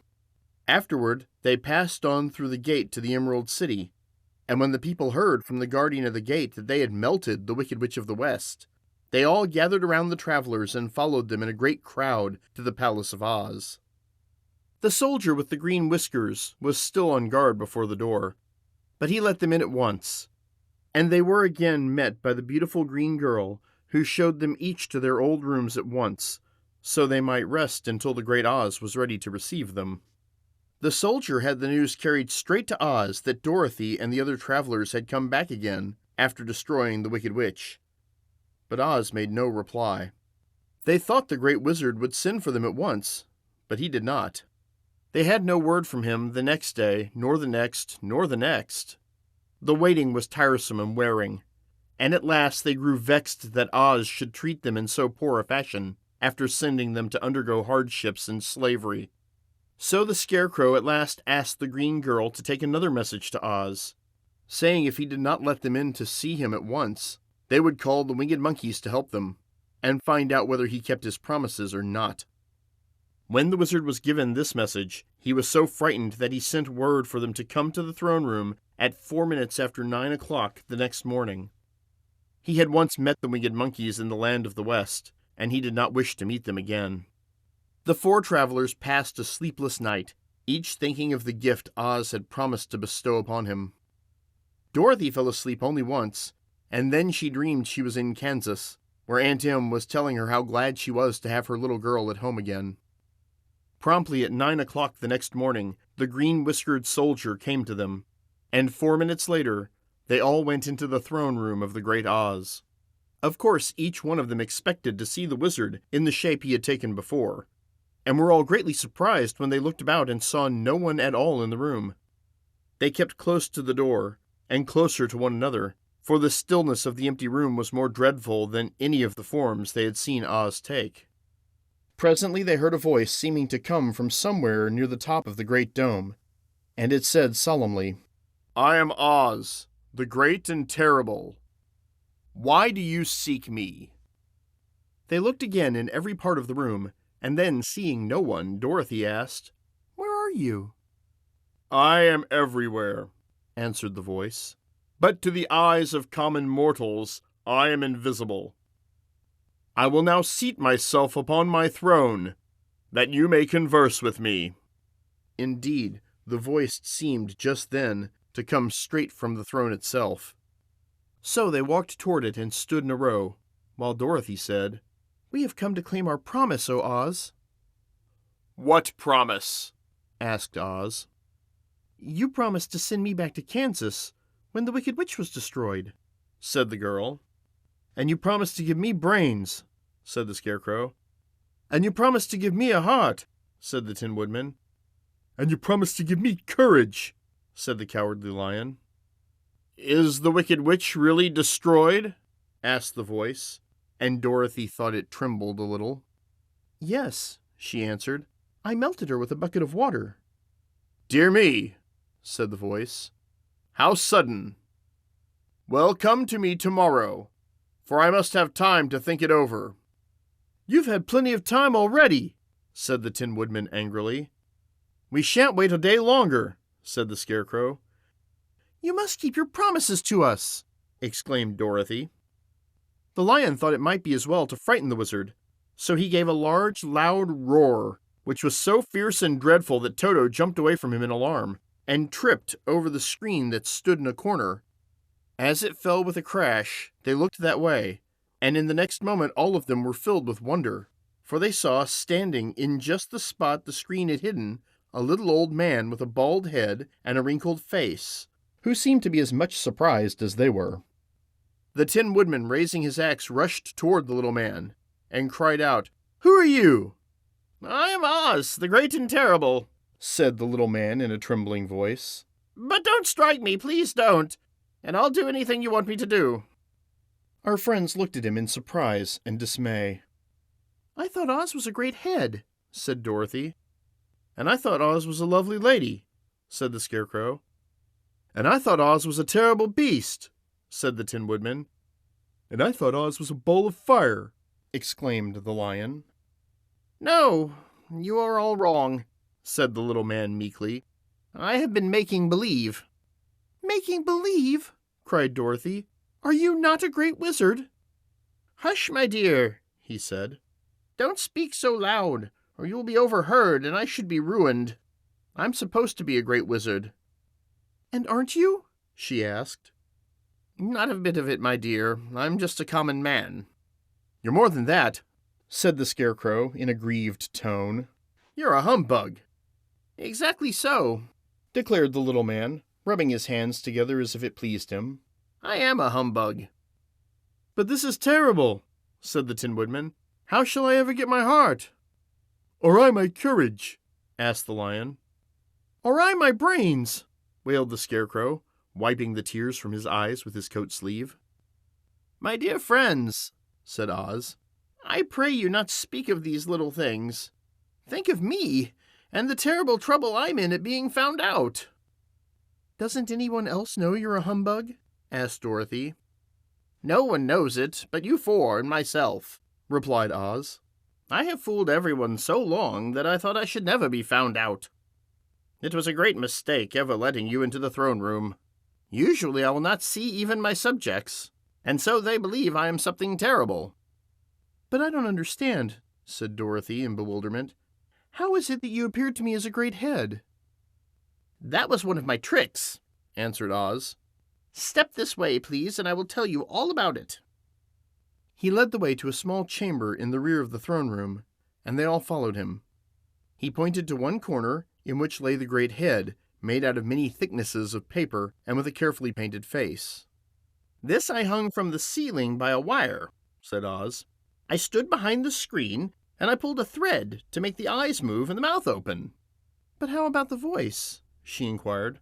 "Oh, I am a ventriloquist," said the little man, "and I can throw the sound of my voice wherever I wish, so that you thought it was coming out of the head. Here are the other things I used to deceive you." He showed the Scarecrow the dress and mask he had worn when he seemed to be a lovely lady, and the Tin Woodman saw the terrible beast was nothing but a lot of skins sewn together with slats to keep their sides out. As for the ball of fire, the false wizard had hung that also from the ceiling, but it was really a ball of cotton, but when oil was poured upon it, the ball burned fiercely. "Really," said the Scarecrow, "you ought to be ashamed of yourself for being such a humbug." "I am. I certainly am," answered the little man sorrowfully. "But it was the only thing I could do. Sit down, please. There are plenty of chairs, and I will tell you my story." So they sat down and listened while he told the following tale. "I was born in Omaha." "Why, that isn't very far from Kansas," cried Dorothy. "No, but it's further from here," he said, shaking his head at her sadly. "When I grew up, I became a ventriloquist, and at that I was very well trained by a great master. I can imitate any kind of bird or beast." Here he mewed, so like a kitten, that Toto pricked up his ears and looked everywhere to see where she was. "After a time," continued Oz, "I tired of that and became a balloonist." "What is that?" asked Dorothy. "A man who goes up in a balloon on circus day, so as to draw a crowd of people together and get them to pay to see the circus," he explained. "Oh," she said, "I know."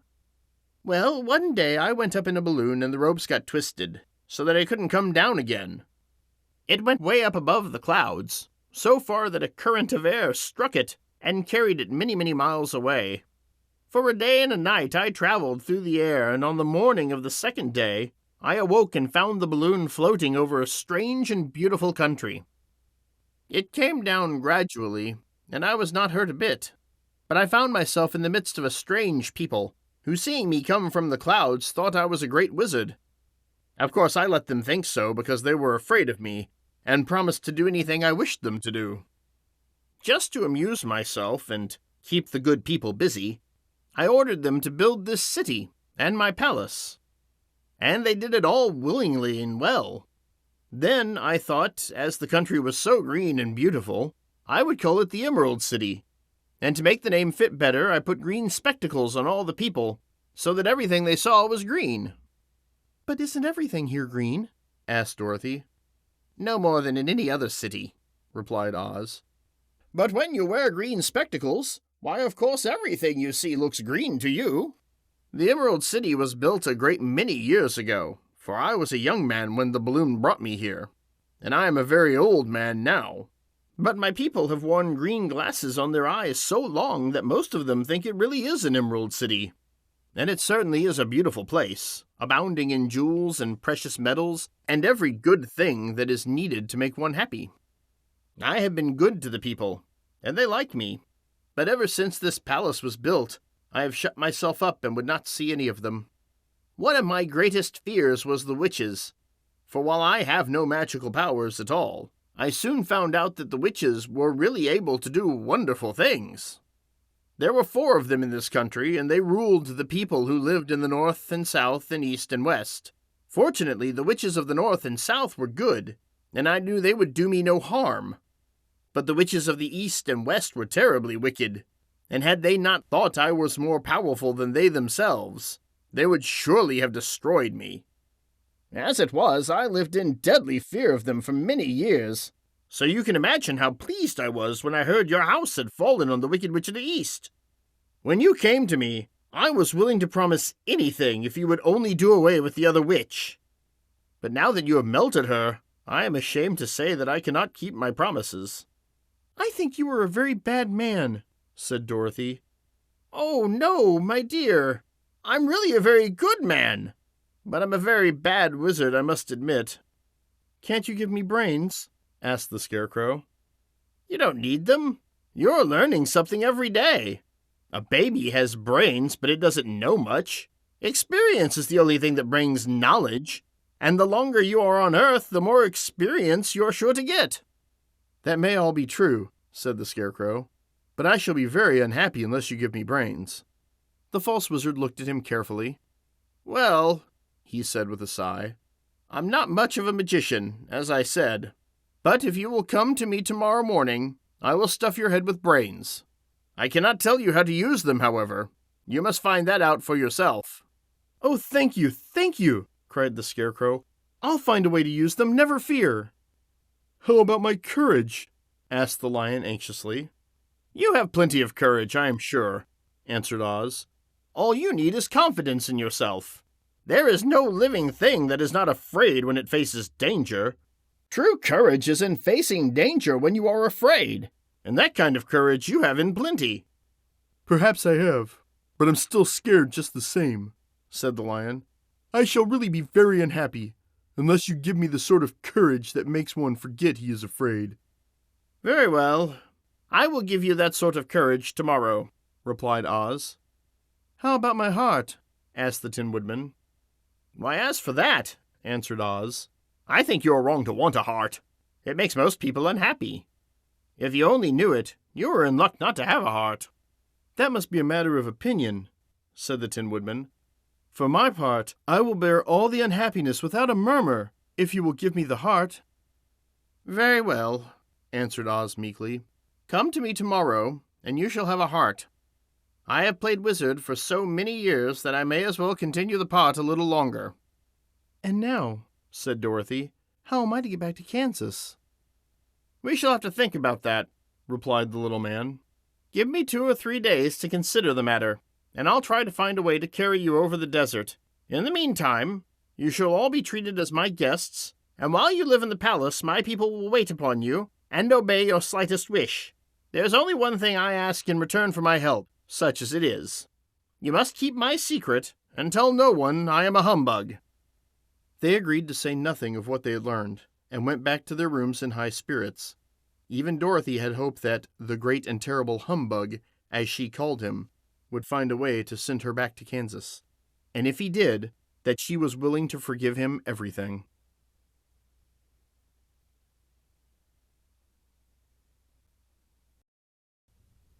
Chapter 16. The Magic Art of the Great Humbug. Next morning, the Scarecrow said to his friends, "Congratulate me. I'm going to Oz to get my brains at last. When I return, I shall be as other men are." "I've always liked you the way you were," said Dorothy simply. "It is kind of you to like a Scarecrow," he replied. "But surely you will think more of me when you hear the splendid thoughts my new brain is going to turn out." Then he said goodbye to them all in a cheerful voice and went to the throne room, where he rapped upon the door.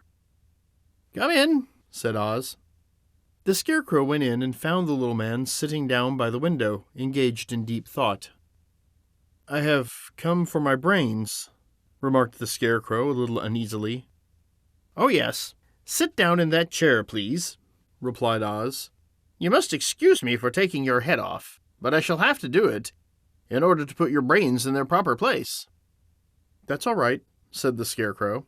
"You are quite welcome to take my head off, as long as it will be a better one when you put it on again." So the wizard unfastened his head and emptied out the straw. Then he entered the back room and took up a measure of bran, which he mixed with a great many pins and needles. Having shaken them together thoroughly, he filled the top of the Scarecrow's head with the mixture and stuffed the rest of the space with straw, to hold it in place. When he had fastened the Scarecrow's head on his body again, he said to him, "Hereafter you will be a great man, for I have given you a lot of brand new brains." The Scarecrow was both pleased and proud at the fulfillment of his greatest wish, and having thanked Oz warmly, he went back to his friends. Dorothy looked at him curiously. His head was quite bulging out at the top with brains. "How do you feel?" she asked. "I feel wise indeed," he answered earnestly. "When I get used to my brains, I shall know everything." "Why are those needles and pins sticking out of your head?" asked the Tin Woodman.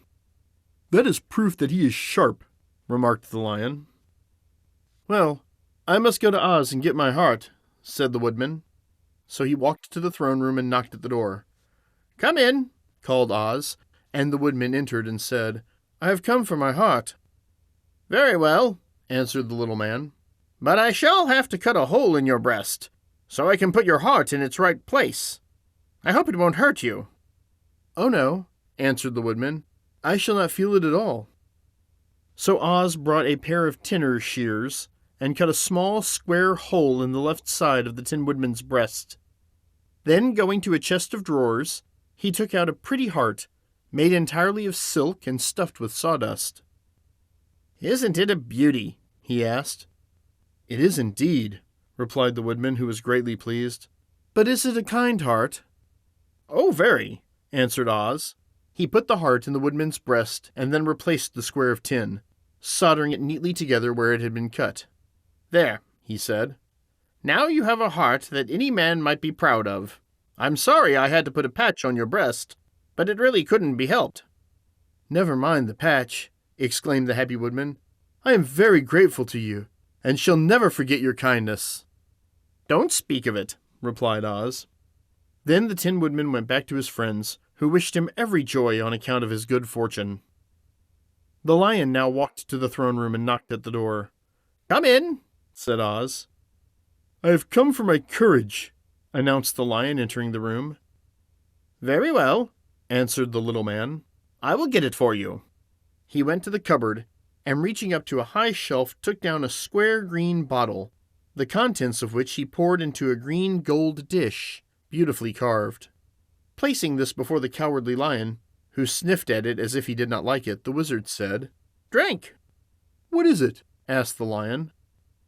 "Well," answered Oz, "if it were inside you, it would be courage. You know, of course, that courage is always inside one, so that this really cannot be called courage until you have swallowed it. Therefore, I advise you to drink it as soon as possible." The Lion hesitated no longer, but drank till the dish was empty. "How do you feel now?" asked Oz.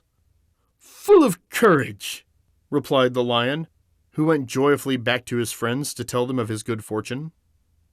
Oz, left to himself, smiled to think of his success in giving the Scarecrow and the Tin Woodman and the Lion exactly what they thought they wanted. "How can I help being a humbug?" he said, "when all these people make me do things that everybody knows can't be done? It was easy to make the Scarecrow and the Lion and the Woodman happy, because they imagined I could do anything. But it will take more than imagination to carry Dorothy back to Kansas, and I'm sure I don't know how it can be done.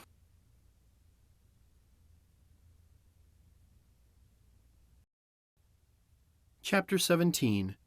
How the Balloon Was Launched. For 3 days, Dorothy heard nothing from Oz. These were sad days for the little girl, although her friends were all quite happy and contented. The Scarecrow told them there were wonderful thoughts in his head, but he would not say what they were, because he knew no one could understand them but himself. When the Tin Woodman walked about, he felt his heart rattling around in his breast, and he told Dorothy he had discovered it to be a kinder and more tender heart than the one he had owned when he was made of flesh. The Lion declared he was afraid of nothing on earth, and would gladly face an army of men or a dozen of the fierce Kalidas. Thus each of the little party was satisfied except Dorothy, who longed more than ever to get back to Kansas. On the 4th day, to her great joy, Oz sent for her, and when she entered the throne room he said pleasantly, "Sit down, my dear. I think I may have found a way to get you out of this country." "And back to Kansas?" she asked eagerly. "Well, I'm not sure about Kansas," said Oz, "for I haven't the faintest notion which way it lies. But the first thing to do is to cross the desert, and then it should be easy to find your way home." "How can I cross the desert?" she inquired. "Well, I'll tell you what I think," said the little man. "You see, when I came to this country, it was in a balloon.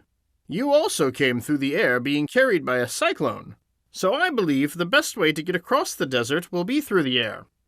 Now, it is quite beyond my powers to make a cyclone, but I've been thinking the matter over, and I believe I can make a balloon." "How?" asked Dorothy. "A balloon," said Oz, "is made of silk, which is coated with glue to keep the gas in. I have plenty of silk in the palace, so it will be no trouble for us to make the balloon. But in all this country there's no gas to fill the balloon with to make it float."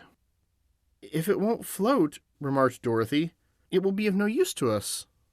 "True," answered Oz, "but there is another way to make it float, which is to fill it with hot air.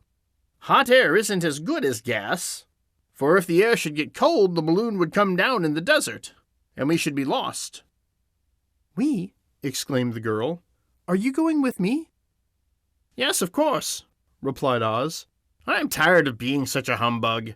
If I should go out of this palace, my people would soon discover I am not a wizard, and then they would be vexed with me for having deceived them. So I have to stay shut up in these rooms all day, and it gets tiresome. I'd much rather go back to Kansas with you and be in a circus again." "I shall be glad to have your company," said Dorothy. "Thank you," he answered. "Now, if you will help me sew the silk together, we will begin work on our balloon." So Dorothy took a needle and thread, and as fast as Oz cut the strips of silk into the proper shape, the girl sewed them neatly together. First there was a strip of light green silk, then a strip of dark green, then a strip of emerald green, for Oz had a fancy to make the balloon in different shades of the color about them. It took 3 days to sew all the strips together, but when it was finished, they had a big bag of green silk more than 20 feet long. Then Oz painted it on the inside with a coat of thin glue to make it airtight, after which he announced that the balloon was ready. "But we must have a basket to ride in," he said, so he sent the soldier with the green whiskers for a big clothes basket, which he fastened with many ropes to the bottom of the balloon. When it was all ready, Oz sent word to his people that he was going to make a visit to a great brother wizard who lived in the clouds. The news spread rapidly throughout the city, and everyone came to see the wonderful sight. Oz ordered the balloon carried out in front of the palace, and the people gazed upon it with much curiosity. The Tin Woodman had chopped a big pile of wood, and now he made a fire of it, and Oz held the bottom of the balloon over the fire, so that the hot air that arose from it would be caught in the silken bag. Gradually the balloon swelled out and rose into the air, until finally the basket just touched the ground. Then Oz got into the basket and said to all the people in a loud voice, "I am now going away to make a visit. While I am gone, the Scarecrow will rule over you. I command you to obey him as you would me."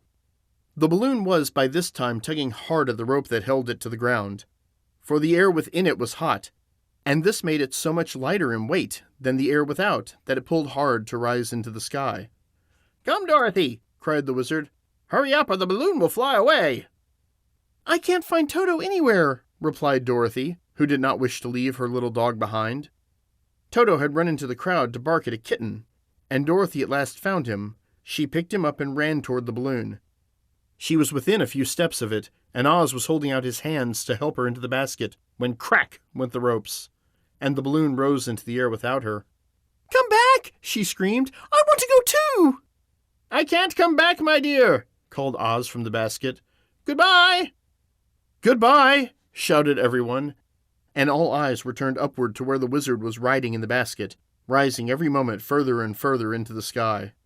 And that was the last any of them ever saw of Oz the Wonderful Wizard, though he may have reached Omaha safely, and be there now for all we know.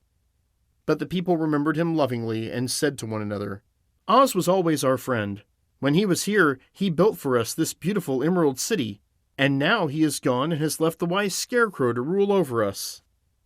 Still, for many days they grieved over the loss of the Wonderful Wizard and would not be comforted.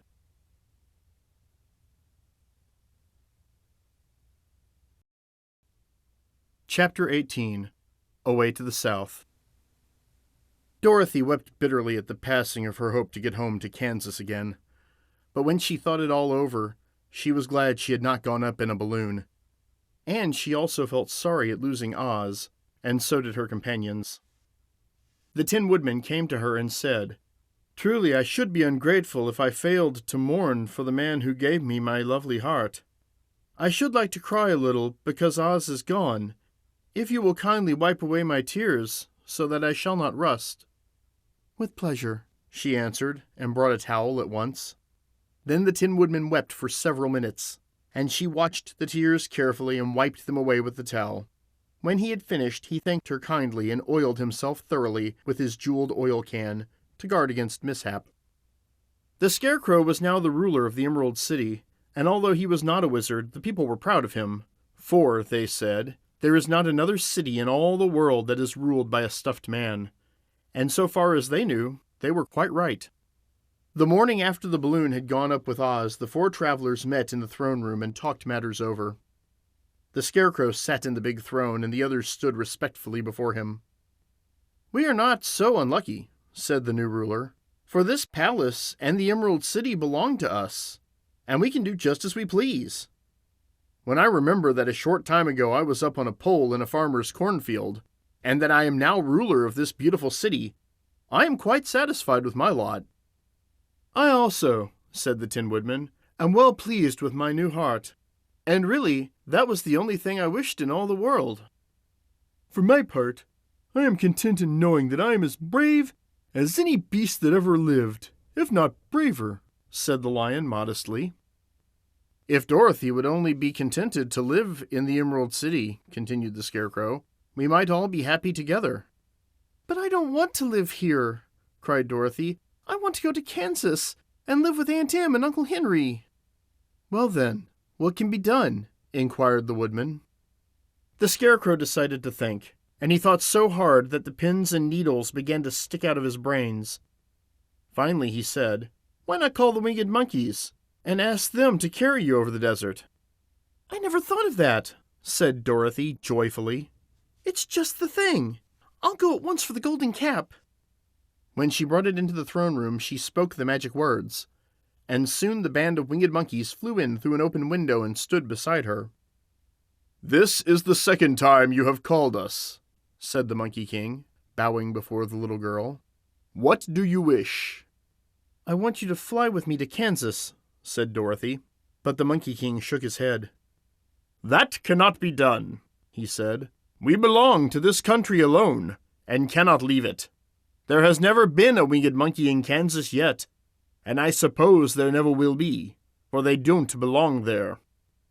We shall be glad to serve you in any way in our power, but we cannot cross the desert. Goodbye." And with another bow, the Monkey King spread his wings and flew away through the window, followed by all his band. Dorothy was almost ready to cry with disappointment. "I have wasted the charm of the golden cap to no purpose," she said, "for the winged monkeys cannot help me." "It is certainly too bad," said the tender-hearted Woodman. The Scarecrow was thinking again, and his head bulged out so horribly that Dorothy feared it would burst. "Let us call in the soldier with the green whiskers," he said, "and ask his advice."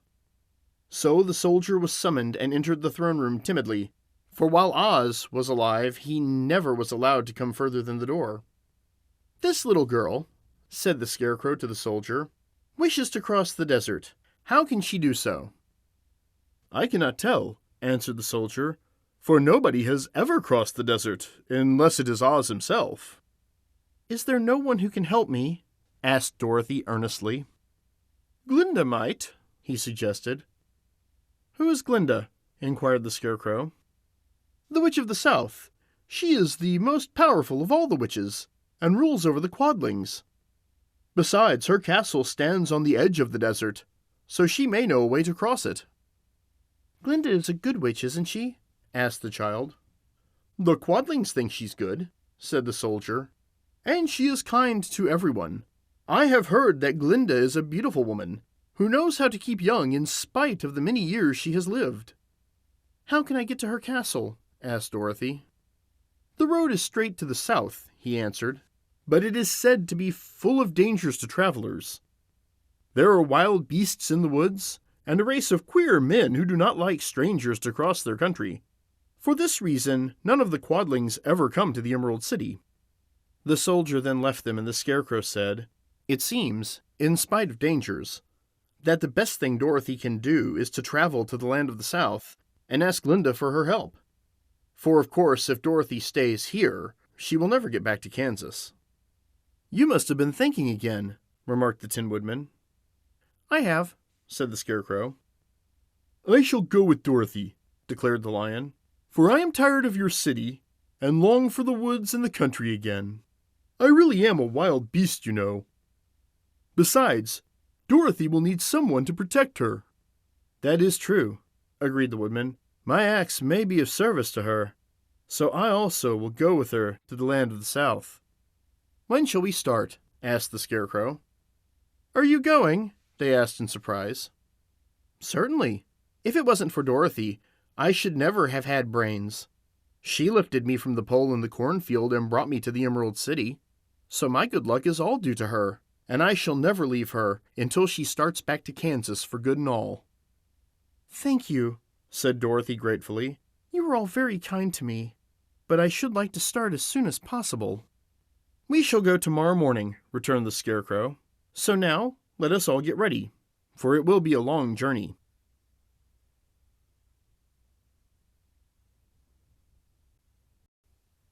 Chapter 19. Attacked by the Fighting Trees. The next morning Dorothy kissed the pretty green girl goodbye, and they all shook hands with the soldier with the green whiskers, who walked them as far as the gate. When the guardian of the gate saw them again, he wondered greatly that they could leave the beautiful city to get into new trouble. But he at once unlocked their spectacles, which he put back in the green box, and gave them many good wishes to carry with them. "You're now our ruler," he said to the Scarecrow, "so you must come back to us as soon as possible." "I certainly shall if I am able," the Scarecrow replied, "but I must help Dorothy get home first." As Dorothy bade the good-natured guardian a last farewell, she said, "I have been very kindly treated in your lovely city, and everyone has been good to me. I cannot tell you how grateful I am." "Don't try, my dear," he answered. "We should like to keep you with us, but if it is your wish to return to Kansas, I hope you will find a way." He then opened the gate of the outer wall, and they walked forth and started upon their journey. The sun shone brightly as our friends turned their faces toward the land of the South. They were all in the best of spirits and laughed and chatted together. Dorothy was once more filled with the hope of getting home, and the Scarecrow and Tin Woodman were glad to be of use to her. As for the Lion, he sniffed the fresh air with delight and whisked his tail from side to side in pure joy at being in the country again, while Toto ran all around them and chased the moths and butterflies, barking merrily all the time. "City life does not agree with me at all," remarked the Lion, as they walked along at a brisk pace. I have lost much flesh since I lived there, and now I am anxious for a chance to show the other beasts how courageous I have grown." Now they turned and took a last look at the Emerald City.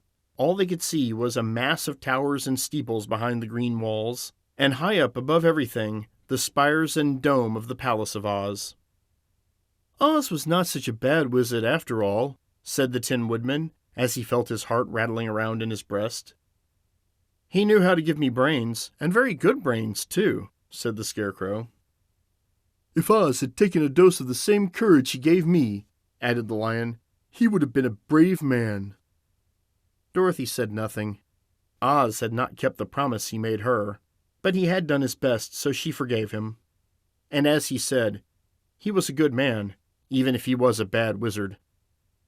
The first day's journey was through the green fields and bright flowers that stretched about the Emerald City on every side.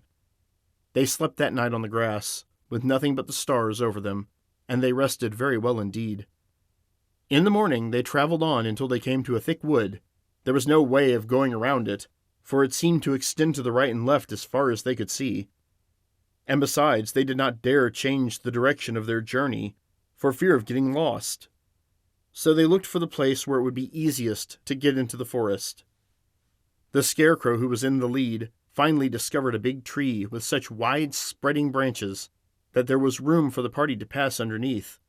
So he walked forward to the tree, but just as he came under the first branches, they bent down and twined around him, and the next minute he was raised from the ground and flung headlong among his fellow travelers. This did not hurt the Scarecrow, but it surprised him. He looked rather dizzy when Dorothy picked him up. "Here is another space between the trees," called the Lion. "Let me try first," said the Scarecrow, "for it doesn't hurt me to get thrown about." He walked up to another tree as he spoke, but its branches immediately seized him and tossed him back again. "This is strange," exclaimed Dorothy. "What shall we do?"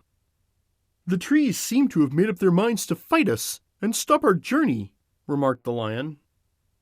"I believe I will try it for myself," said the Woodman, and shouldering his axe he marched up to the first tree that had handled the Scarecrow so roughly. When a big branch bent down to seize him, the Woodman chopped at it so fiercely that he cut it in two. At once the tree began shaking all of its branches as if in pain, and the Tin Woodman passed safely under it. "Come on!" he shouted to the others. "Be quick!" They all ran forward and passed under the tree without injury, except Toto, who was caught by a small branch and shaken until he howled. But the Woodman promptly chopped off the branch and set the little dog free. The other trees of the forest did nothing to keep them back, so they made up their minds that only the first row of trees could bend down their branches, and that probably these were the policemen of the forest, and given this wonderful power in order to keep strangers out of it. The four travelers walked with ease through the trees until they came to the further edge of the wood. Then, to their surprise, they found before them a high wall, which seemed to be made of white china. It was smooth like the surface of a dish, and higher than their heads. "What shall we do now?" asked Dorothy. "I will make a ladder," said the Tin Woodman, "for we certainly must climb over the wall."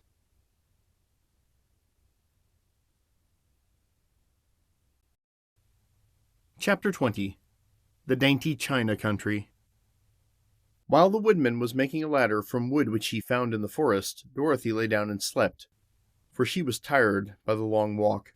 The Lion also curled himself up to sleep, and Toto lay beside him. The Scarecrow watched the Woodman while he worked, and said to him, "I cannot think why this wall is here, nor what it is made of." "Rest your brains, and do not worry about the wall," replied the Woodman. "When we have climbed over it, we shall know what is on the other side." After a time the ladder was finished. It looked clumsy, but the Tin Woodman was sure it was strong, and would answer their purpose. The Scarecrow waked Dorothy and the Lion and Toto, and told them that the ladder was ready. The Scarecrow climbed up the ladder first, but he was so awkward that Dorothy had to follow close behind and keep him from falling off. When he got his head over the top of the wall, the Scarecrow said, "Oh my!" "Go on," exclaimed Dorothy. So the Scarecrow climbed further up and sat on top of the wall, and Dorothy put her head over and cried, "Oh my!" just as the Scarecrow had done. Then Toto came up and immediately began to bark, but Dorothy made him be still. The lion climbed the ladder next, and the Tin Woodman came last. But both of them cried, "Oh my!" as soon as they looked over the wall, and when they were all sitting in a row at the top of the wall, they looked down and saw a strange sight. Before them was a great stretch of country, having a floor as smooth and shining and white as the bottom of a big platter. Scattered around were many houses made entirely of china and painted in the brightest colors. These houses were quite small, the biggest of them only reaching as high as Dorothy's waist. There were also pretty little barns, with china fences around them, and many cows and sheep and horses and pigs and chickens, all made of china, were standing about in groups. But the strangest of all were the people who lived in this queer country. There were milkmaids and shepherdesses, with bright-colored bodices and golden spots all over their gowns, and princesses with most gorgeous frocks of silver and gold and purple, and shepherds dressed in knee breeches, with pink and yellow and blue stripes down them, and gold buckles on their shoes, and princes with jeweled crowns upon their heads, wearing ermine robes and satin doublets, and funny clowns in ruffled gowns, with round red spots upon their cheeks, and tall pointed caps. And strangest of all, these people were all made of china, even to their clothes, and were so small that the tallest of them was no higher than Dorothy's knee. No one did so much as look at the travelers at first, except one little purple china dog, with an extra large head, which came to the wall and barked at them in a tiny voice, afterwards running away again. "How shall we get down?" asked Dorothy. They found the ladder so heavy they could not pull it up. So the Scarecrow fell off the wall, and the others jumped down upon him so that the hard floor would not hurt their feet. Of course, they took pains not to light on his head and get pins in their feet. When all were safely down, they picked up the Scarecrow, whose body was quite flattened out, and patted his straw into shape again. "We must cross this strange place in order to get to the other side," said Dorothy, "for it would be unwise for us to go any other way except due south." They began walking through the country of the China people, and the first thing they came to was a China milkmaid milking a China cow. As they drew near, the cow suddenly gave a kick, and kicked over the stool, the pail, and even the milkmaid herself, all falling on the china ground with a great clatter. Dorothy was shocked to see that the cow had broken her leg off short, and that the pail was lying in several small pieces, while the poor milkmaid had a nick in her left elbow. "There!" cried the milkmaid angrily. "See what you have done? My cow has broken her leg, and I must take her to the mender's shop and have it glued on again. What do you mean by coming here and frightening my cow?" "I'm very sorry," returned Dorothy. "Please forgive us." But the pretty milkmaid was much too vexed to make any answer. She picked up the leg sulkily and led her cow away, the poor animal limping on 3 legs. As she left them, the milkmaid cast many reproachful glances over her shoulder at the clumsy strangers, holding her nicked elbow close to her side. Dorothy was quite grieved at this mishap. "We must be very careful here," said the kind-hearted Woodman, "or we may hurt these pretty little people so they will never get over it." A little farther on, Dorothy met a most beautiful-dressed young princess, who stopped short as she saw the strangers and started to run away. Dorothy wanted to see more of the princess, so she ran after her, but the China girl cried out, "Don't chase me! Don't chase me!" She had such a frightened little voice that Dorothy stopped and said, "Why not?" "Because," answered the princess, also stopping a safe distance away, "if I run, I may fall down and break myself." "But couldn't you be mended?" asked the girl. "Oh yes, but one is never so pretty after being mended, you know," replied the princess. "I suppose not," said Dorothy. "Now there is Mr. Joker, one of our clowns," continued the China lady, "who is always trying to stand upon his head. He has broken himself so often that he is mended in 100 places, and doesn't look at all pretty. Here he comes now, so you can see for yourself." Indeed, a jolly little clown now came walking toward them, and Dorothy could see that in spite of his pretty clothes of red and yellow and green, he was completely covered with cracks, running every which way and showing plainly that he had been mended in many places. The clown put his hands in his pockets, and after puffing out his cheeks and nodding his head at them saucily, he said, "My fair lady, why do you stare at poor old Joker? You're quite as stiff and prim as if you'd eaten up a poker. "Be quiet, sir," said the princess. "Can't you see these are strangers and should be treated with respect?" "Well, that's respect, I expect," declared the clown, and immediately stood upon his head. "Don't mind Mr. Joker," said the princess to Dorothy. "He is considerably cracked in his head, and that makes him foolish." "Oh, I don't mind him a bit," said Dorothy. "But you are so beautiful," she continued, "that I am sure I could love you dearly. Won't you let me carry you back to Kansas and stand you on Aunt Em's mantel shelf? I could carry you in my basket." "That would make me very unhappy," answered the China princess. "You see, here in our own country, we live contentedly, and can talk and move about as we please. But whenever any of us are taken away, our joints at once stiffen, and we can only stand straight and look pretty. Of course, that is all that is expected of us when we are on mantel shelves and cabinets and drawing-room tables. But our lives are much pleasanter here in our own country." "I would not make you unhappy for all the world," exclaimed Dorothy, "so I'll just say goodbye." "Goodbye," replied the princess. They walked carefully through the China country. The little animals and all the people scampered out of their way, fearing the strangers would break them. And after an hour or so the travelers reached the other side of the country and came to another China wall. It was not as high as the first, however, and by standing upon the lion's back, they all managed to scramble to the top. Then the lion gathered his legs under him and jumped on the wall. But just as he jumped, he upset a China church with his tail and smashed it to pieces.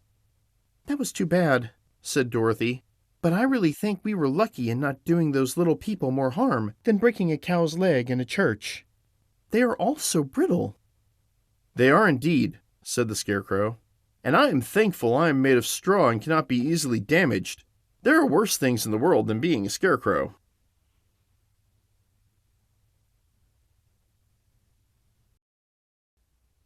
Chapter 21. The Lion Becomes the King of Beasts. After climbing down from the China Wall, the travelers found themselves in a disagreeable country, full of bogs and marshes and covered with tall, rank grass. It was difficult to walk far without falling into muddy holes, for the grass was so thick that it hid them from sight.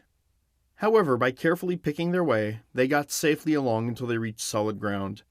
But here the country seemed wilder than ever, and after a long and tiresome walk through the underbrush, they entered another forest where the trees were bigger and older than any they had ever seen. "This forest is perfectly delightful," declared the lion, looking around him with joy. "Never have I seen a more beautiful place." "It seems gloomy," said the Scarecrow. "Not a bit of it," answered the lion. "I should like to live here all my life. See how soft the dried leaves are under your feet, and how rich and green the moss is that clings to these old trees. Surely no wild beast could wish for a pleasanter home." "Perhaps there are wild beasts in the forest now," said Dorothy. "I suppose there are," returned the lion, "but I do not see any of them about." They walked through the forest until it became too dark to go any farther. Dorothy and Toto and the lion lay down to sleep, while the Woodmen and the Scarecrow kept watch over them as usual. When morning came, they started again. Before they had gone far, they heard a low rumble, as of the growling of many wild animals. Toto whimpered a little, but none of the others were frightened, and they kept along the well-trodden path until they came to an opening in the wood, in which were gathered hundreds of beasts of every variety. There were tigers and elephants and bears and wolves and foxes, and all the others in the natural history, and for a moment Dorothy was afraid. But the lion explained that the animals were holding a meeting, and he judged by their snarling and growling that they were in great trouble. As he spoke, several of the beasts caught sight of him, and at once the great assemblage hushed as if by magic. The biggest of the tigers came up to the lion and bowed, saying, "Welcome, O King of Beasts! You have come in good time to fight our enemy, and bring peace to all the animals of the forest once more." "What is your trouble?" asked the lion quietly. "We are all threatened," answered the tiger, "by a fierce enemy which has lately come into this forest. It is a most tremendous monster, like a great spider, with a body as big as an elephant, and legs as long as a tree trunk. It has 8 of these long legs. And as the monster crawls through the forest, he seizes an animal with a leg and drags it to his mouth. where he eats it as a spider does a fly. Not one of us is safe while this fierce creature is alive. And we had called a meeting to decide how to take care of ourselves, when you came among us." The lion thought for a moment. "Are there any other lions in this forest?" he asked. "No, there were some, but the monster has eaten them all. And besides, they were none of them nearly so large and brave as you." "If I put an end to your enemy, will you bow down to me and obey me as king of the forest?" inquired the lion. "We will do that gladly," returned the tiger, and all the other beasts roared with a mighty roar. "We will!" "Where is this great spider of yours now?" asked the lion. "Yonder, among the oak trees," said the tiger, pointing with his forefoot. "Take good care of these friends of mine," said the lion, "and I will go at once to fight the monster." He bade his comrades goodbye and marched proudly away to do battle with the enemy. The great spider was lying asleep when the lion found him, and it looked so ugly that its foe turned up his nose in disgust. Its legs were quite as long as the tiger had said, and its body covered with coarse black hair. It had a great mouth with a row of sharp teeth a foot long, but its head was joined to the pudgy body by a neck as slender as a wasp's waist. This gave the lion a hint of the best way to attack the creature, and as he knew it was easier to fight it asleep than awake, he gave a great spring and landed directly upon the monster's back. Then, with one blow of his heavy paw, all armed with sharp claws, he knocked the spider's head from its body. Jumping down, he watched it until the long legs stopped wiggling, when he knew it was quite dead. The lion went back to the opening where the beasts of the forest were waiting for him and said proudly, "You need fear your enemy no longer." Then the beasts bowed down to the lion as their king, and he promised to come back and rule over them as soon as Dorothy was safely on her way to Kansas.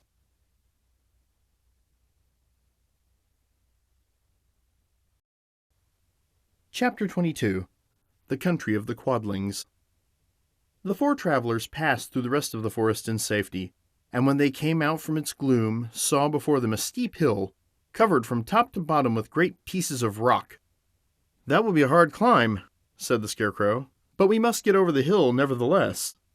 So he led the way and the others followed, and they had nearly reached the first rock when they heard a rough voice cry out, "Keep back!" "Who are you?" asked the Scarecrow. Then a head showed itself over the rock, and the same voice said, "This hill belongs to us, and we don't allow anyone to cross it." "But we must cross it," said the Scarecrow. "We're going to the country of the Quadlings." "But you shall not," replied the voice, and there stepped from behind the rock the strangest man the travelers had ever seen. He was quite short and stout and had a big head, which was flat at the top and supported by a thick neck full of wrinkles, but he had no arms at all. And seeing this, the Scarecrow did not fear that so helpless a creature could prevent them from climbing the hill, so he said, "I'm sorry not to do as you wish, but we must pass over your hill whether you like it or not." And he walked boldly forward. Quick as lightning, the man's head shot forward, and his neck stretched out until the top of the head, where it was flat, struck the Scarecrow in the middle and sent him tumbling over and over down the hill. Almost as quickly as it came, the head went back to the body, and the man laughed harshly as he said, "It isn't as easy as you think!" A chorus of boisterous laughter came from the other rocks, and Dorothy saw hundreds of the armless hammerheads upon the hillside, one behind every rock. The lion became quite angry at the laughter caused by the Scarecrow's mishap, and giving a loud roar that echoed like thunder, he dashed up the hill. Again a head shot swiftly out, and the great lion went rolling down the hill as if he had been struck by a cannonball. Dorothy ran down and helped the Scarecrow to his feet, and the lion came up to her feeling rather bruised and sore and said, "It is useless to fight people with shooting heads. No one can withstand them." "What can we do then?" she asked. "Call the winged monkeys," suggested the Tin Woodman. "You still have the right to command them once more." "Very well," she answered, and putting on the golden cap she uttered the magic words. The monkeys were as prompt as ever, and in a few moments the entire band stood before her. "What are your commands?" inquired the king of the monkeys, bowing low. "Carry us over the hill to the country of the Quadlings," answered the girl. "It shall be done," said the king, and at once the winged monkeys caught the 4 travelers and Toto up in their arms and flew away with them. As they passed over the hill, the hammerheads yelled with vexation and shot their heads high in the air, but they could not reach the winged monkeys, which carried Dorothy and her comrades safely over the hill and set them down in the beautiful country of the Quadlings. "This is the last time you can summon us," said the leader to Dorothy, "so goodbye, and good luck to you." "Goodbye, and thank you very much," returned the girl, and the monkeys rose into the air and were out of sight in a twinkling. The country of the Quadlings seemed rich and happy. There was field upon field of ripening grain, with well-paved roads running between, and pretty rippling brooks with strong bridges across them.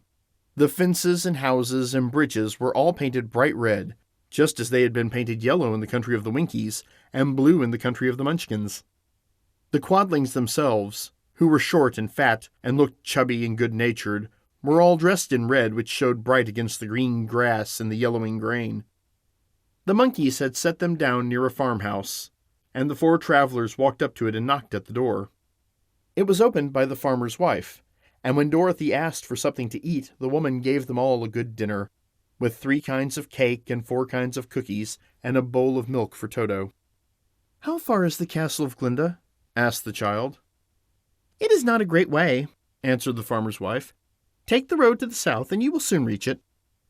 Thanking the good woman, they started afresh, and walked by the fields and across the pretty bridges, until they saw before them a very beautiful castle. Before the gates were 3 young girls, dressed in handsome red uniforms, trimmed with gold braid. And as Dorothy approached, one of them said to her, "Why have you come to the South Country?" "To see the good witch who rules here," she answered. "Will you take me to her?" "Let me have your name, and I will ask Glinda if she will receive you." They told who they were, and the girl soldier went into the castle. After a few moments, she came back to say that Dorothy and the others were to be admitted at once.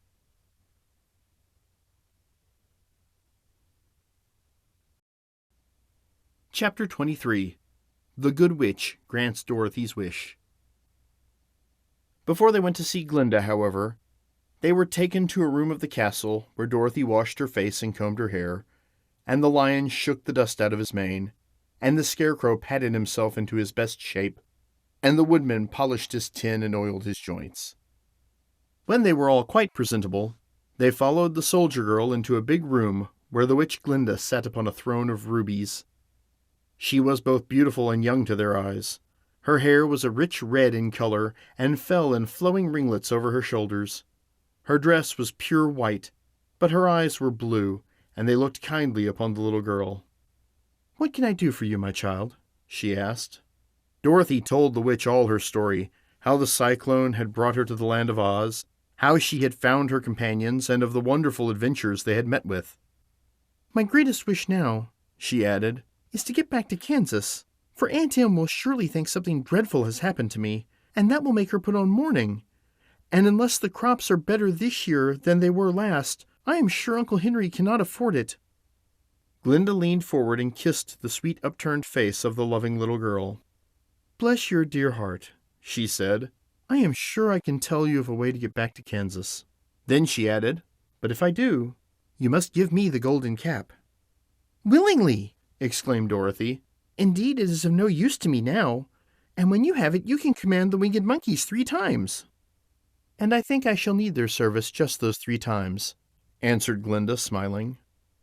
Dorothy then gave her the golden cap, and the witch said to the Scarecrow, "What will you do when Dorothy has left us?" "I will return to the Emerald City," he replied, "for Oz has made me its ruler, and the people like me. The only thing that worries me is how to cross the Hill of the Hammerheads." "By means of the golden cap, I shall command the winged monkeys to carry you to the gates of the Emerald City," said Glinda, "for it would be a shame to deprive the people of so wonderful a ruler." "Am I really wonderful?" asked the Scarecrow. "You are unusual," replied Glinda. Turning to the Tin Woodman, she asked, "What will become of you when Dorothy leaves this country?" He leaned on his axe and thought a moment. Then he said, "The Winkies were very kind to me, and wanted me to rule over them after the Wicked Witch died. I am fond of the Winkies, and if I could get back again to the country of the West, I should like nothing better than to rule over them forever." "My second command to the winged monkeys," said Glinda, will be that they carry you safely to the land of the Winkies. Your brains may not be so large to look at as those of the Scarecrow, but you really are brighter than he is, when you are well polished, and I am sure you will rule the Winkies wisely and well." Then the witch looked at the big shaggy lion and asked, "When Dorothy has returned to her own home, what will become of you?" "Over the hill of the Hammerheads," he answered, "lies a grand old forest, and all the beasts that live there have made me their king.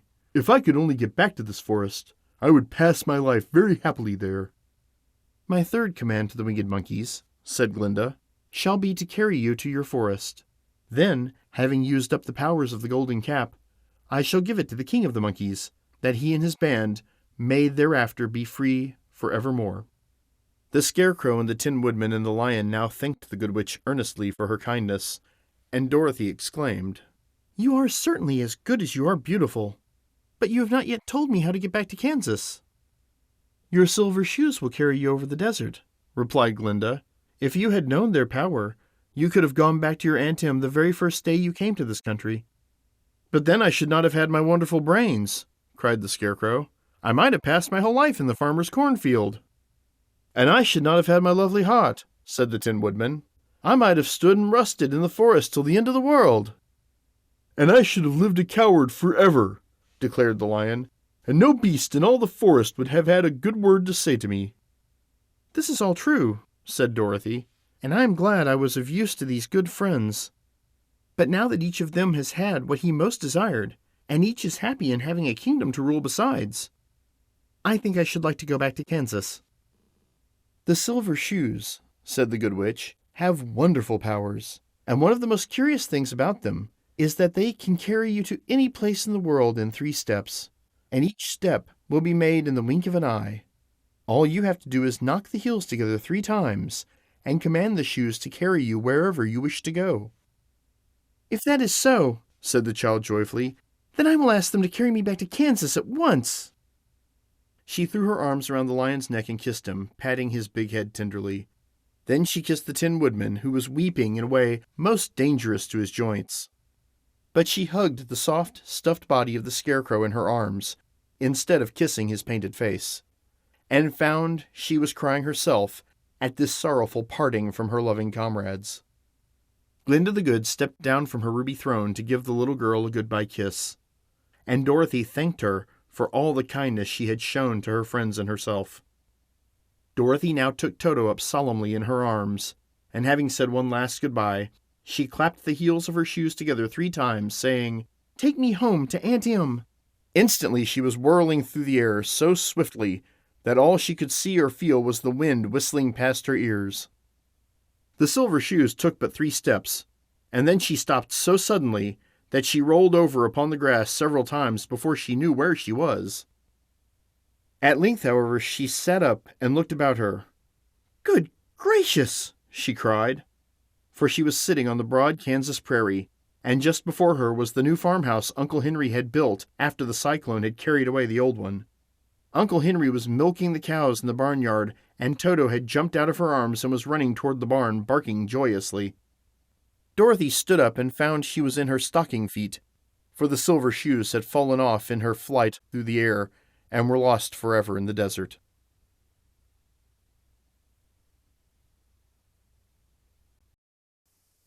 Chapter 24. Home Again. Aunt Em had just come out of the house to water the cabbages when she looked up and saw Dorothy running toward her. "My darling child!" she cried, folding the little girl in her arms and covering her face with kisses. "Where in the world did you come from?" "From the land of Oz," said Dorothy gravely. "And here's Toto, too. And oh, Aunt Em, I am so glad to be at home again." The End.